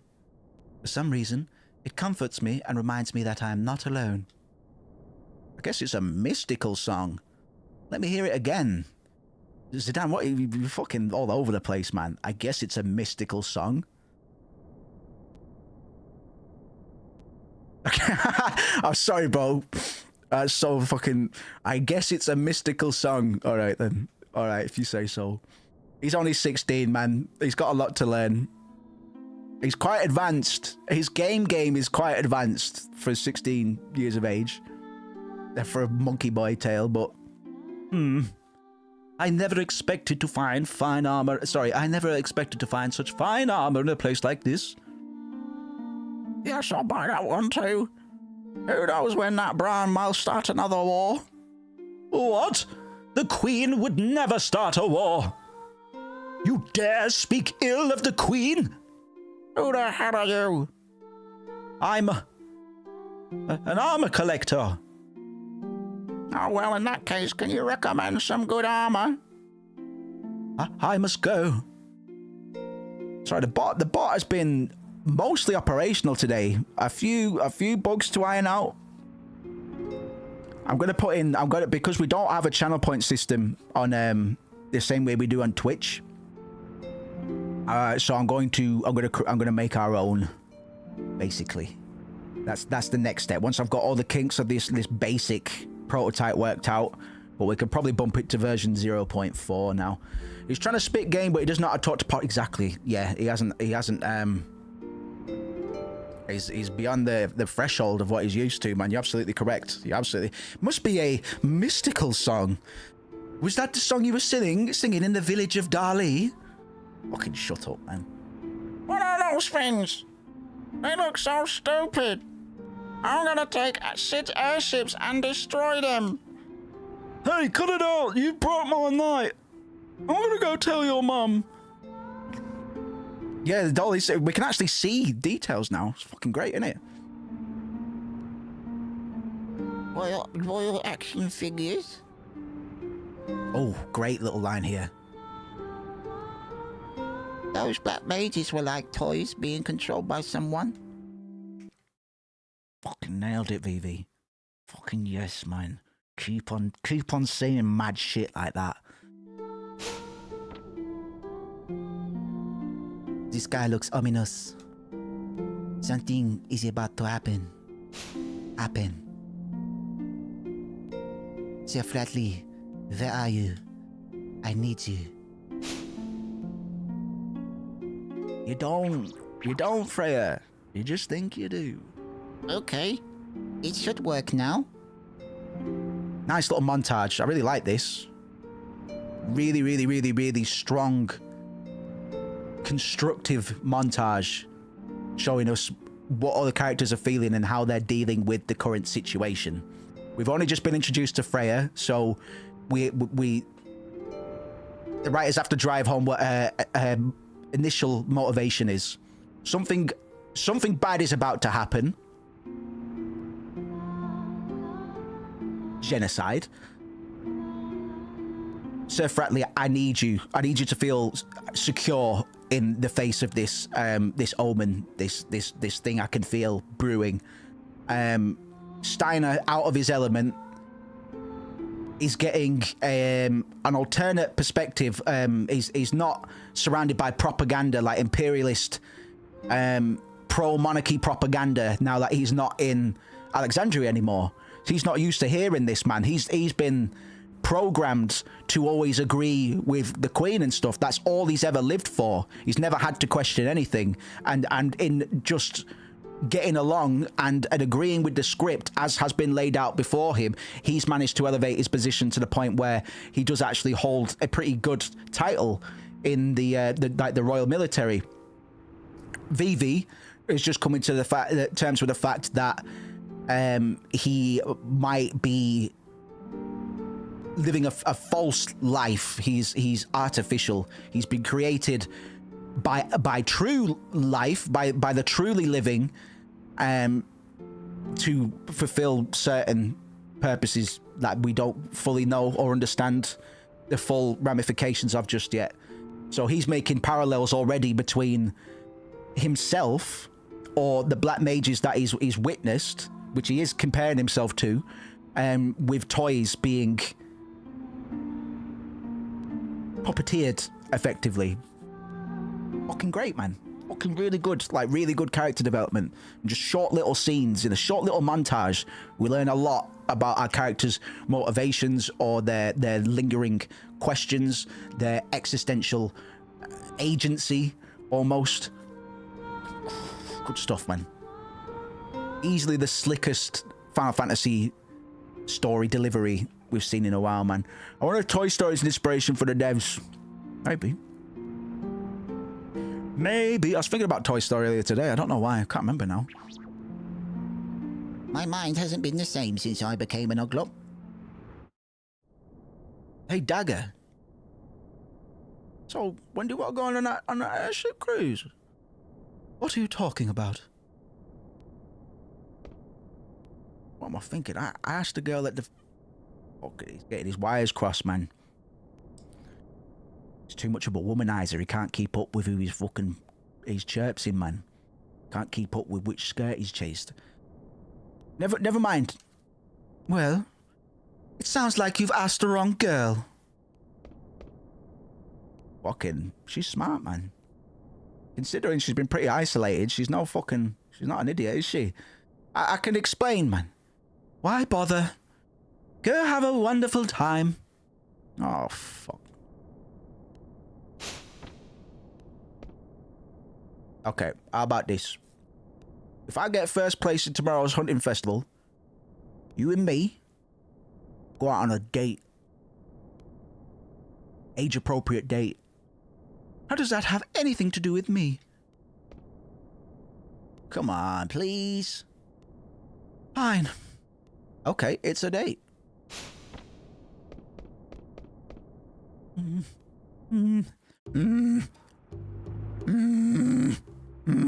Homie. It may be tradition, but this is a dreadful festival. So many lives lost every year, especially because of him. Hardly. The festival is a test of manhood. I tingle with excitement every year. This is the last carriage. All the preparations for the festival of the hunt are complete. Very good. Now we wait for the signal. Way! Yeah, man, we're gonna try and lose the festival deliberately. We want Freya to win, really. But no, we can help Freya win, actually. It's fucking tricky to get Freya to win and not us. But we'll do our best. What? We haven't even received the minister's authorization! We believe they're going to release him in a minute. All right, release the muse before they let him loose. Hurry.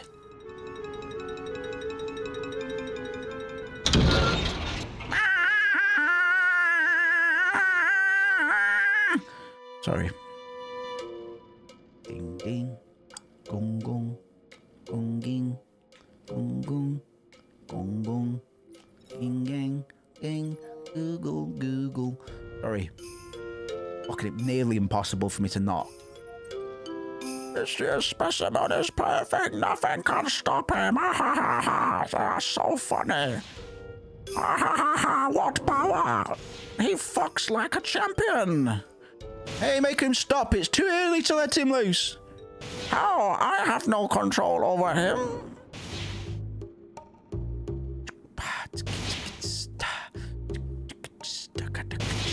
Open a gate at once. The gate's gonna fall apart, man.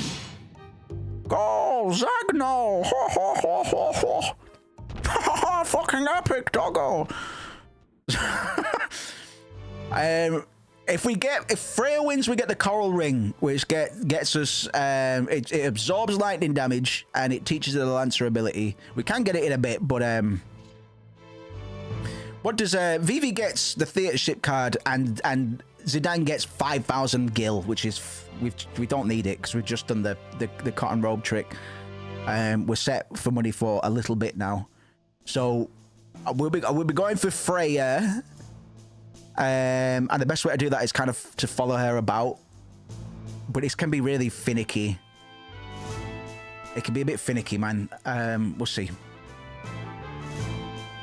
Festival of the Hunt. Hunters, on your mark. Ferocious beasts swarm about the castle town.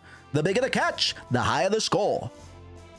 The time limit is 12 minutes. Use air caps to go to other districts. Once you lose in a battle, you'll be forced to retire. The winner will be crowned Master Hunter and receive the Hunter's Reward. Who will come out on top? What do you wish for your Hunter's Reward?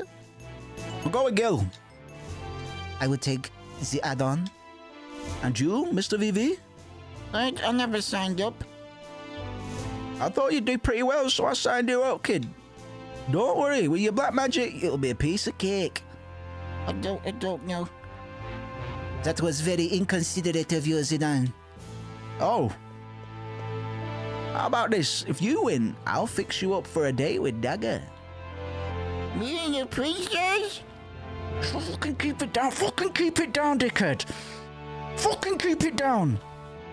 Fucking you won't fucking. I'll choke you out and all, man. I'll fucking choke you out like I choked her out. What was that? You just mentioned the princess. What evil deeds are you plotting now? It's nothing. Right, Vivi? Yeah. So what would you like for your reward? I'll take a card. Okay. Gil, an add-on and a card. What's the limits to what you can request, bro?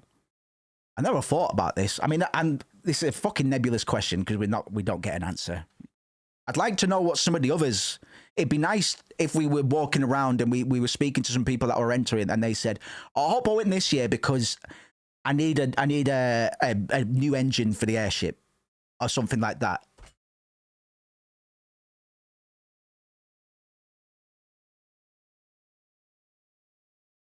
I wonder what the limits are. We don't get an answer, so I'm not going to deep this, but not like the oil refinery, man. The oil refinery has a lot to answer for.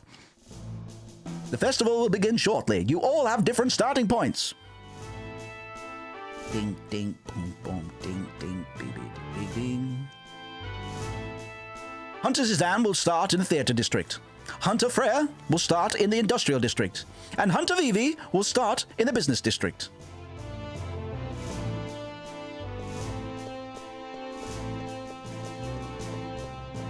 Right.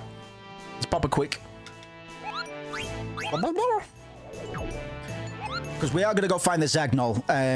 2 reasons. First of all, if we find a Zagnol, it's going to give both Zidane and Freya a significant point boost. But there's also 2 items we want to be stealing from the Zagnol.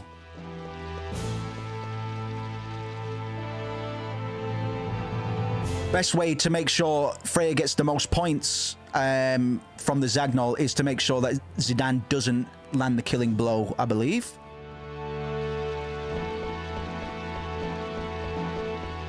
Let's give it a go, see what happens.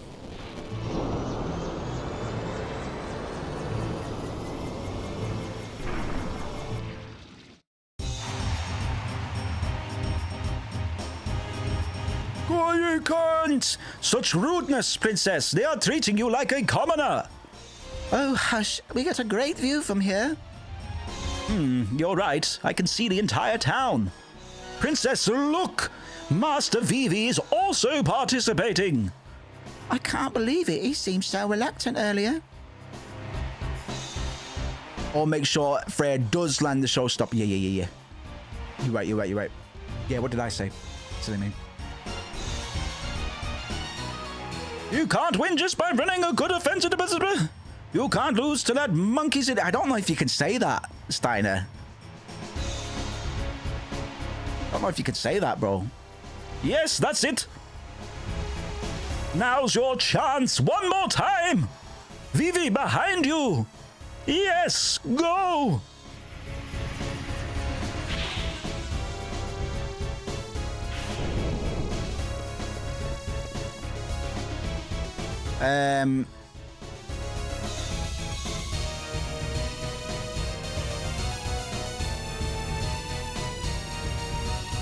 Like I'm not in a rush. I'm just trying to remember what time Zagnol spawns. I think it's like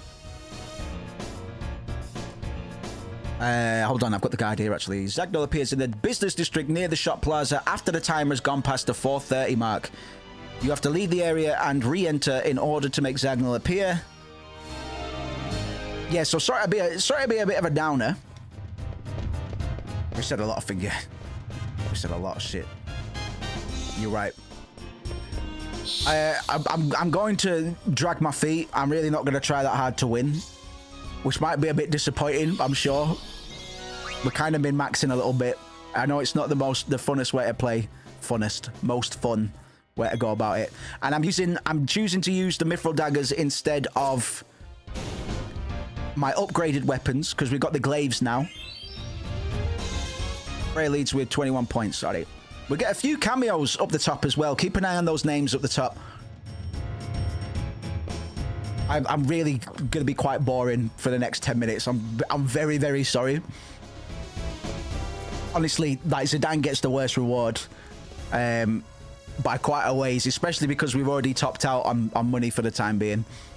So let's just run about and see what's going on.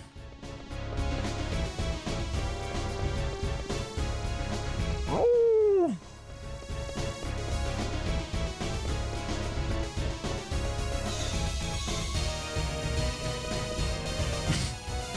It's painful, man. Normally I wouldn't mind this, man, but it's different. It's different. Pigeon lover. Where these wild beasts come from? Oh, fucking hell. Didn't know they could do that. Ah!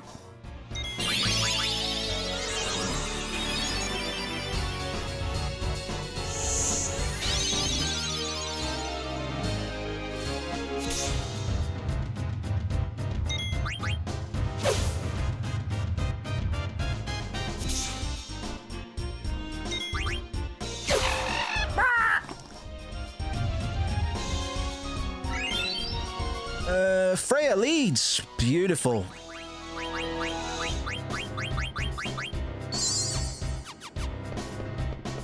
Well, we might as well go hang out over there, I guess.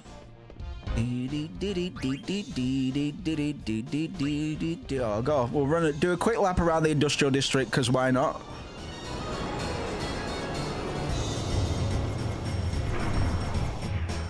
Yeah, we get at least one cameo from another character up top. It might be right. It might be RNG, so maybe we won't. But if we don't get it, I'll call it out. Oh no! Leave it alone.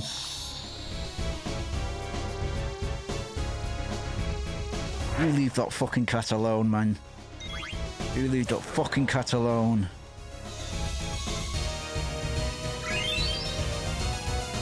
The Strange Gorman leads with 47 points. I think so. We can try and enter some, and then a monster will run out of some of them.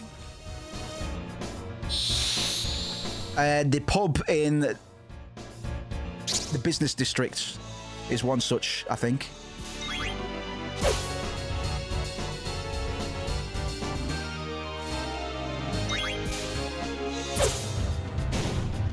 My mithril daggers do quite a lot of damage. Normally, I've never used the mithril daggers at this point. We're not even getting AP, so there's not much point, is there? But whatever. Ah, there we go. Oh, it was the industrial district. Okay.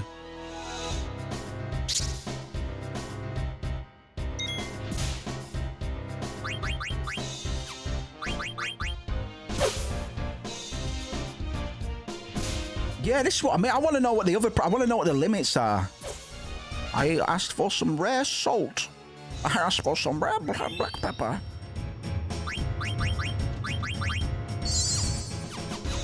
Is it possible to have none of the characters win? I doubt it, right? Alright, let's just go to the business district.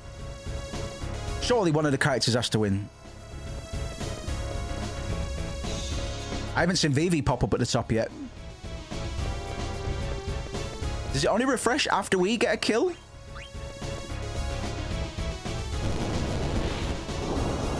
Alright, it's nearly time for the Zagnol anyway.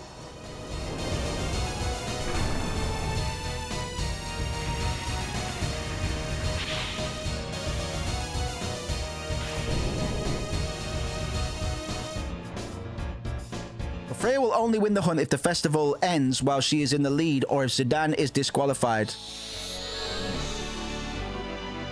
So would the quickest way by default, well, mind you, we wouldn't be able to steal the items from Zagnol, I guess. Would be the trade-off. We got fucking trance, brother.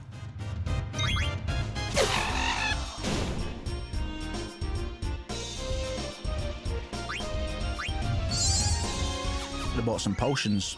Freya leads. Hey! Stop it, man.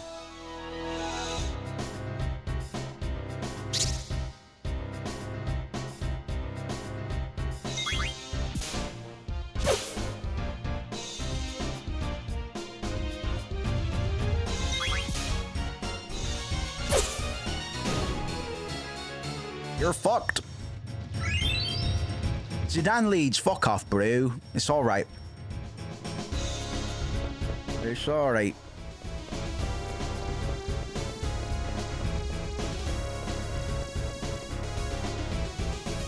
Fucking the bot's being weird.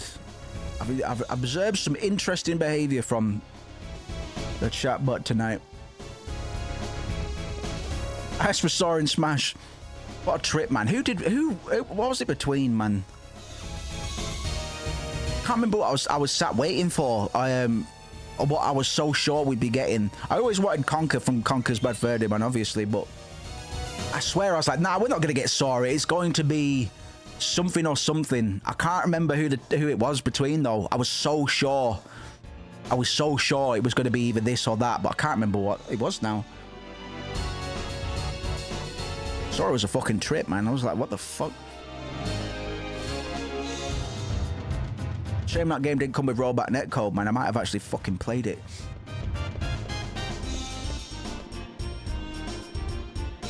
Sora, Waluigi, Master Chief, and Dante. I swear it was a Rareware character I was hedging my bets on, or I wanted to. I can't remember who it was. I think it was like a personal one. Because we eventually, I always wanted Banjo-Kazooie, then we got Banjo-Kazooie. I was like, I don't care. Now I want Conker. Now I want Conker. Fuck it. Fuck everyone else. Right. Let's try not to fuck this up.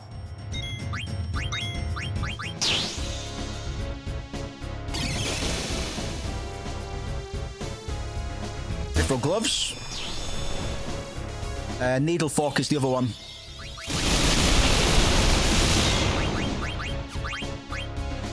Needle fork, fucking beautiful. Right, Zidane can get 1 or 2 hits in, but he's not allowed to overdo it. He has to keep himself alive if he can.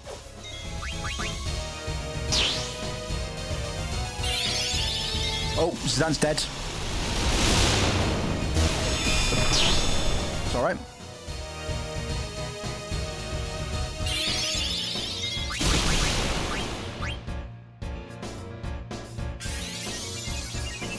I don't know what our starting lineup's going to be. Freya normally finds a way in there, to be honest.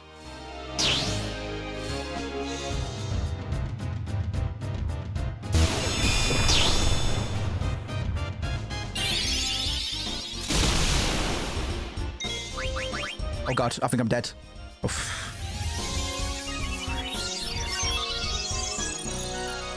We got the items that we need. It doesn't really matter what the what happens now, but ideally, Freya gets the kill.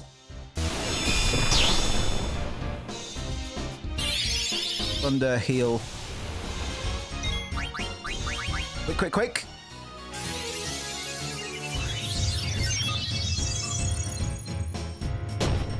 Yes, atta girl.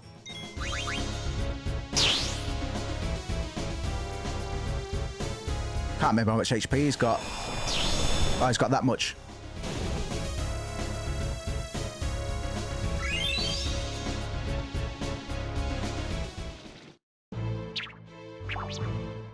That was marvelous, all of you. 178 points. Congratulations. Right, we did it. Kind of an optimal result, really. We didn't have to waste any time. Well, apart from all the time we wasted. We grant you the Master Hunter and your reward. My hat's off to you, Freya. I don't know how you racked up so many points. She killed the Zagnol. The fruits of my training, I suppose. Here we go, man. Here we go, boys. Please forgive my intrusion. I bring you urgent news from our king. The king of Burmecia? Sire, you must not let him see you like this.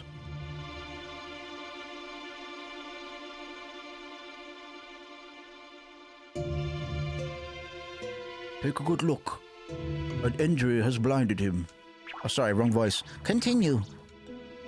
How'd he get here? How'd he find his way here if he's blind, bro? Our kingdom is being attacked by some unknown force. We are severely outmatched. Please send reinforcements immediately. The enemy looks like an army of mages wearing steeple-crowned hats. The king and I are old friends. We will send reinforcements to Bermesia immediately. Thank you, Regent. The king and all of Bermesia will be most grateful. I must return now. Take him to the infirmary. It is too late. He is gone. It is a miracle he even made it this far. I cannot believe this is happening. Oh, it's happening all right. This is a problem. Because of the festival, there are hardly any men left in the castle. It will take time to mobilize. We have no choice. Call back the 4th Aerial Division patrolling the border. But if we call the 4th, we will lose our eyes over Alexandria. Bermesia is our ally. We must help them. Steeple-crowned hats. Might they be black mages like Vivi? It can't be. Could it be Mother? I must go now. I cannot sit and wait for the reinforcements. I'm coming with you. No, this does not concern you. What's this? I'm a stranger all of a sudden. Webcam, I just reset it.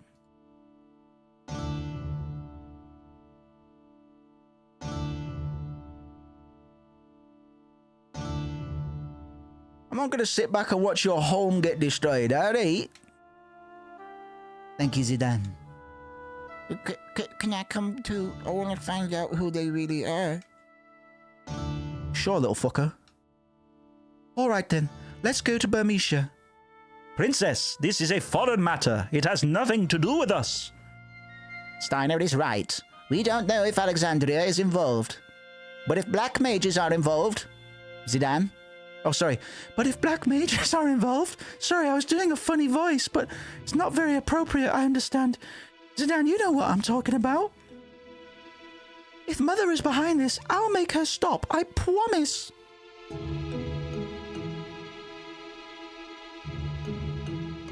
I think you should stay here, man. It's about to get fucking real. What?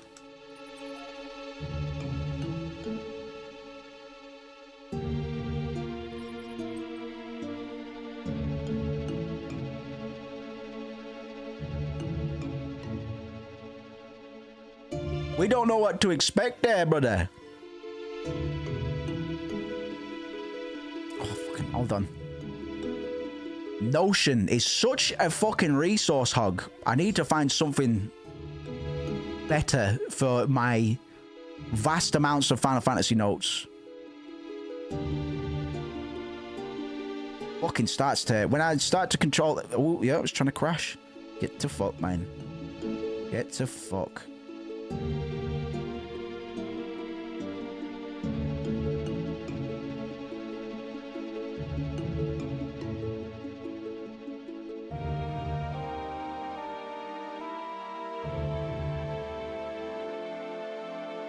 I've already faced great danger coming here. What's the difference? Dagger, this is war. A lot of people are gonna die. I know that. How did you feel when you saw that Bermesian soldier die just now? I felt sad, of course. Just sad. Weren't you scared as well? Obviously you haven't realized how fucking mad this is about to get. You could get killed. This is no time to be talking about convincing Yamar of anything. What? Now's not the time to argue. He is right. We must head to Bermesia at once. Will you open the Dragon's Gate? Of course. If you're going by foot, leaving from that gate is the best way. Let us eat while we wait for the gate to open.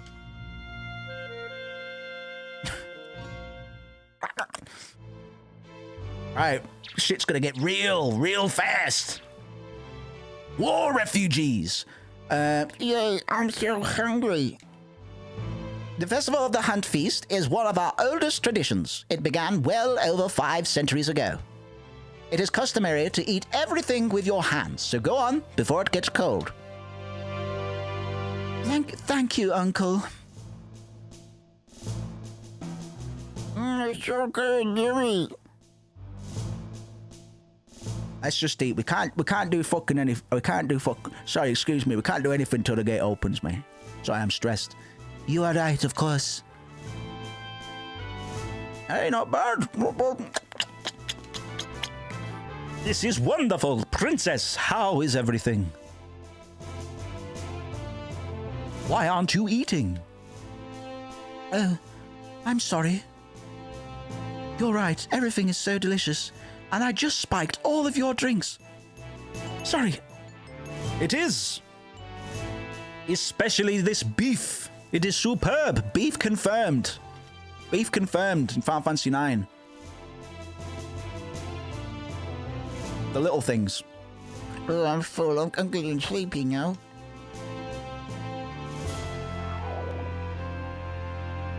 What the? The food is poisoned! How could I be so careless? I'm starting to feel sick. Forgive me, Princess. I should have tasted it for poison. That's impossible. There shouldn't be any in your dish. What? Now that you mention it, I feel just fine. How did you know? Princess, you didn't. It's not poison. It's just a medicinal herb Zidane gave me. Believe me, that was not what I had planned. No. Yeah. Actually, good point, Nero. Yeah. I guess we'll just good old Zagnol beef. I guess we'll just yeah. It's a good point. Even though we're going to the Kingdom of the Rats now. Tasty rat. Steiner, I have to make my own decisions. I had no choice. Uncle Sid would never let me leave the castle. That is because he is concerned about you.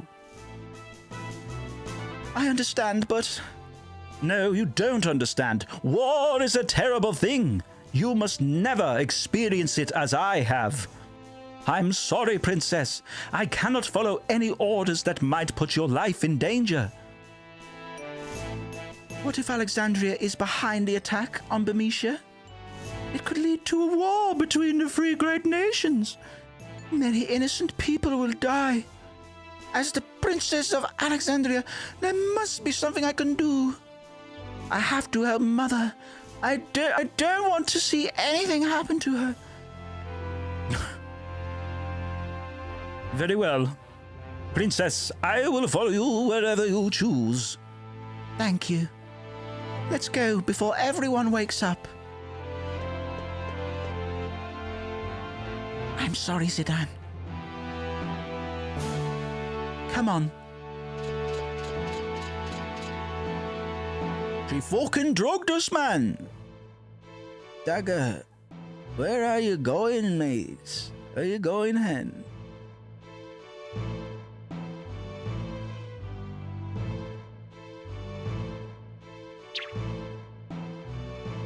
It must have been some sort of sleeping medicine. It was sleeping weed. We've been had. I gave her some because she said she was having problems sleeping. I am impressed. There is more to her than me see I. I am Freya, by the way. Hello. Damn, what the hell is she thinking? Maybe she's heading to Bermesia. Then you might still be able to catch up with her. Vivi, fucking wake up! We're going to Bermesia. You're going to war. You're going to war, little boy. Let's head for Gizamaluk's grotto. Once we pass through the grotto, you'll be in Bermesia. You can leave from the Dragon's Gate, located on the base level. Go play cards? Nah. Right. 15 minutes, and we're off for the evening. Pretty good bookend again. Shit is about to hit the fan. The game's about to step into the next gear. The last time we shifted gear was the beginning of Vivi's existential quest. And now there are very real threats of war. Imperialism is going to rear its ugly fucking head.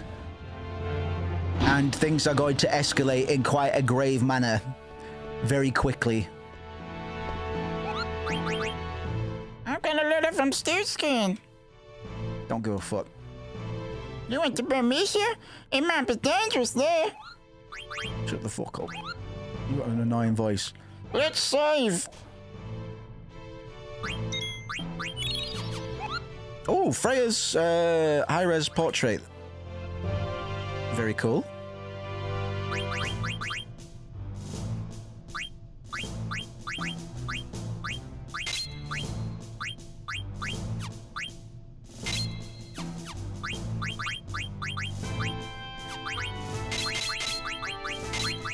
You man, they make you work hard, biggest way. Yeah.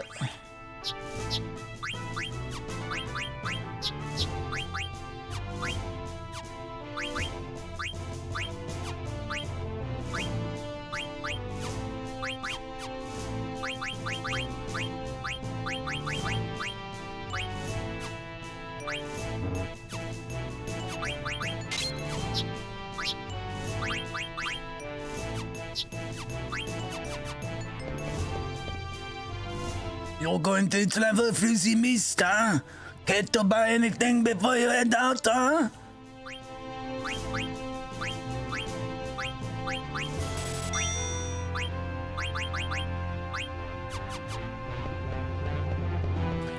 Okay. I think most of you will know where we're heading next.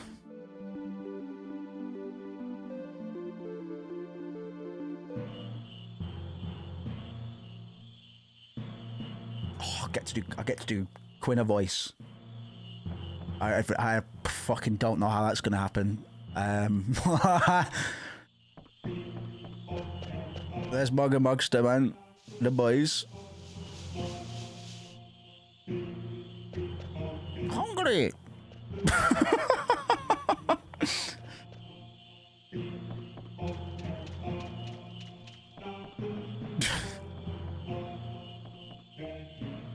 We kills big frog eaters. Frogs give much energy. We kills big frog eaters. Also, Lani, who we've not actually met in game, but she enters the Festival of the Hunt as well. And there might be a reference to another game as well, another Final Fantasy. But I know that Lani is definitely in there. I can't substantiate another character cameo necessarily. Right, this is Quina or Queena. I'll probably call her Quina just as a heads up. Gender unknown, based. Age between 70 and 90. Dominant hand, both. Quina, do you want this frog? Yes, yes. Yes, yes. All right. Fucking all right, here. Yay!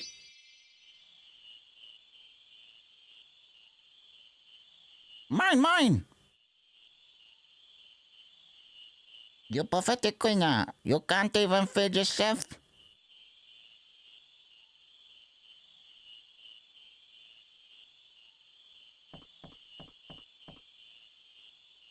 Can't master art of eating, just chasing frogs, Quina. But master, frogs very good. Frogs here best, better than Alexandria's. Quina, you're in darkness, need some light.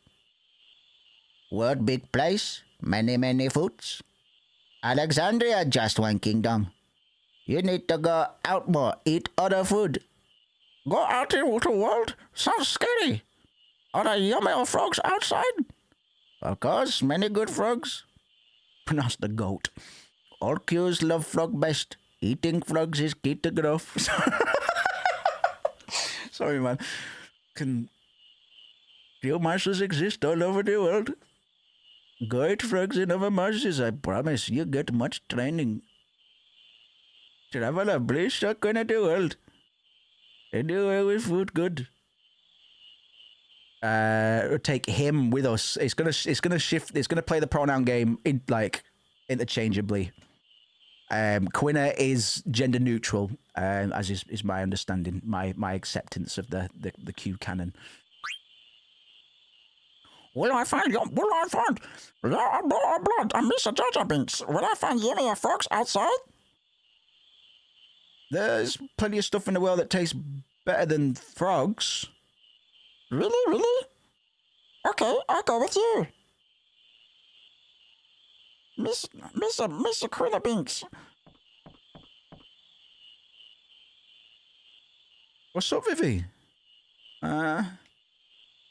That man looks exactly like my grandpa. Your grandfather? Who, that quail guy? Yeah. Maybe he knows my grandpa. I'm gonna go talk to him, Zidane. The head bobby boy? Maybe, subconsciously, yeah, I didn't think about that.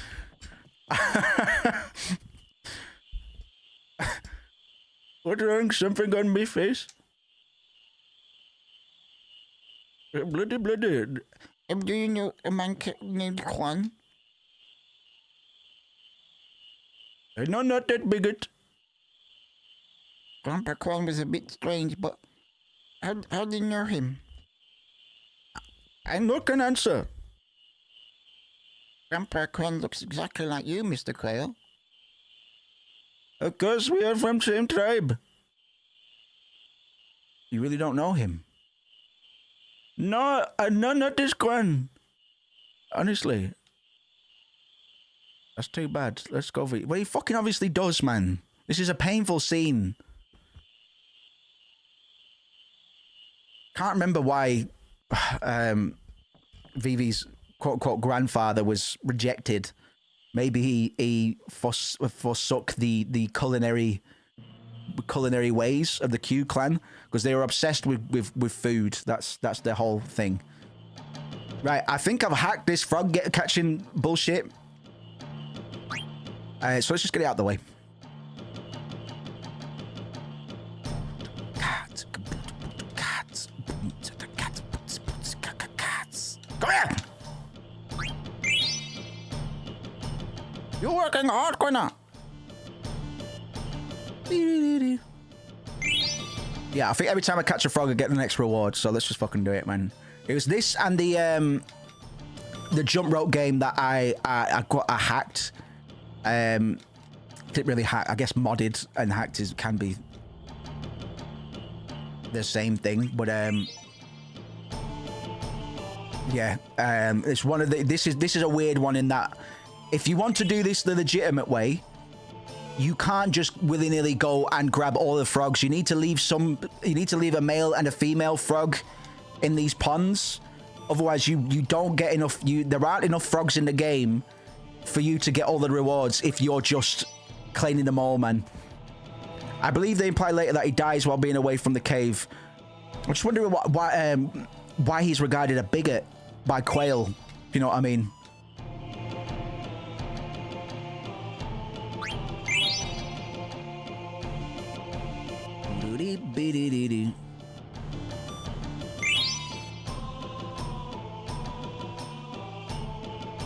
Come here! Come here! You're doing very well. You're working hard, Quina. You come far along way of Gorman. I give you this. Thank you, Master Quail. I try more. Mr. Quail. Mr. Quina.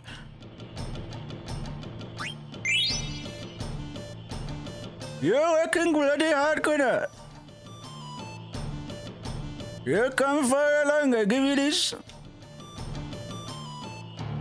Don't worry, I'm not going to make Quina more overpowered than we can at this point in the game. To be honest, Quina at this point in the game is the most broken character anyway, under certain circumstances. I'm sure some of you know what I'm talking about. We're gonna get that.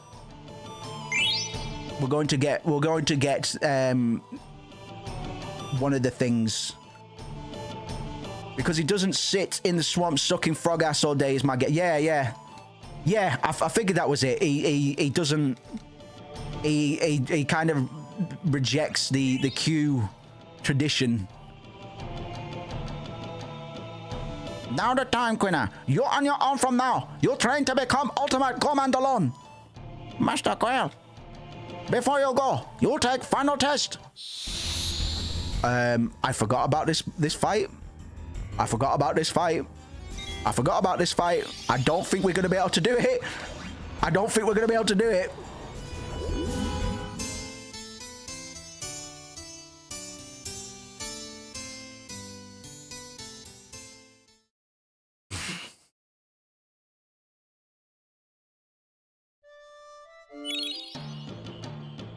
Oh. Okay. Well, we'll get right up until that point. I forgot we had to fight Quail. He's one of the bosses, optional bosses. We can fight, but there's no fucking way we're doing it now, as you can probably imagine. So we'll do this, and then I'll sign off for tonight.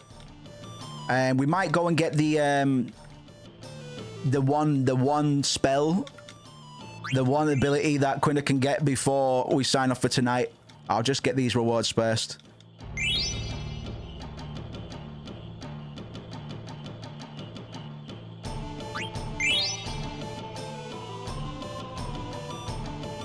Yeah, so I guess Vivi's grandfather just yeah, spice of life rather than the spice of frog.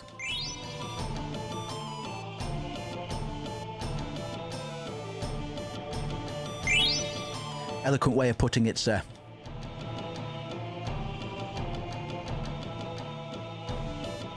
Yeah, because he does teach Vivi pretty much everything Vivi knows up until he passes. Because Vivi is equipped with some knowledge. He's not a complete idiot. He's very naive. He doesn't know much, but he's a child. We have to view him as a child.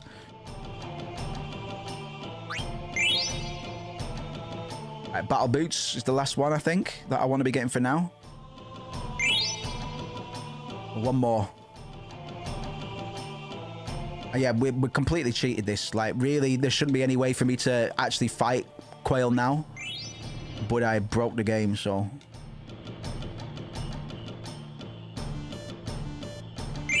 Right, okay. And we'll come back and we'll deal with Quail later on, man. But for now... Let's go get the Limit Glove. Limit Globe? Limit Globe, I guess. My brain always remembered it as Limit Glove, but I'm pretty sure it's Globe. And Limit Globe is a very special ability. In that, if Quinna is on 1 HP, when Limit Globe is cast, she will always do 9,999 damage without fail. It just requires her to be in at 1 HP. But there's a few ways we can kind of manipulate that. Originally it was definitely Glove, right? So I'm not getting confused for no reason, at least. Interesting. We'll go get that and then we'll bugger off. And then we've got a pretty good bookend, pretty good lead in. Tomorrow, believe it or not, we'll actually be finishing disc 1. We're going quick. We're not going quick enough to get... we're not at Excalibur 2 pace. But we're not doing bad. Tell you what. Second streaming, we'll be done in 6 more streams. 3 streams. About 10 streams total. 10 or less sessions, I think. Not bad, not bad. That's without rushing it as well. I don't want to rush it. So Quinna is a blue mage, meaning they are able to learn the moves of enemies. And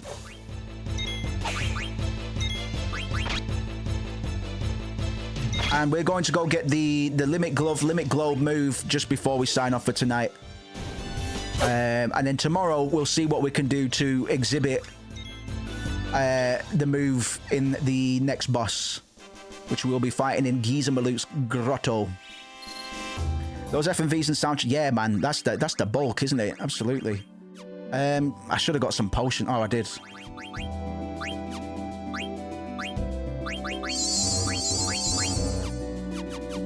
Right. So we're looking for. Mind you, I might have gone too far. We're looking for the mandragoras. I remember going across that bridge.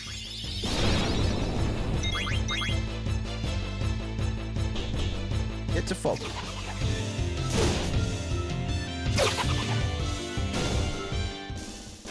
And it's in one of these forests across the bridge, I believe.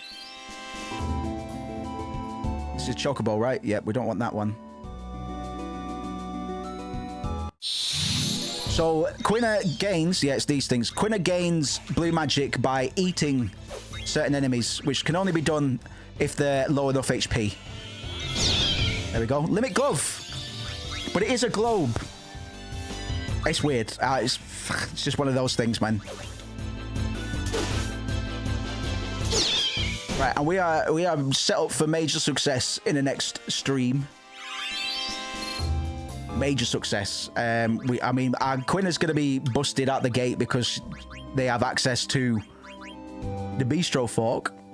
We're not going to use that just yet. We're only going to use the ones that we should have access to.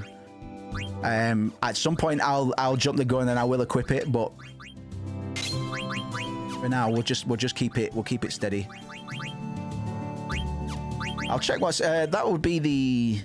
I mean, I've got battle boots as well. Oh, moose.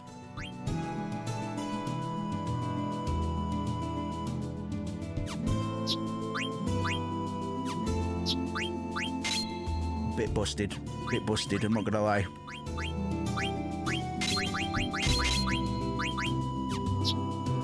Bit busted. What can you do? What can you do? Let's have a look. Let's see which gate that is.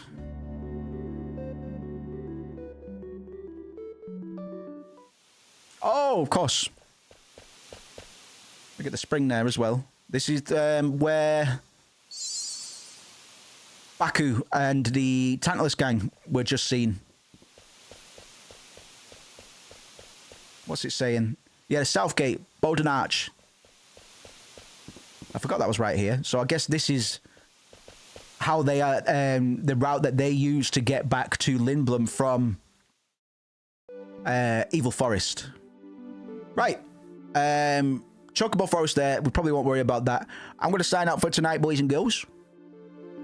Missable coffee. Oh, yeah. Yeah. Forgot about that.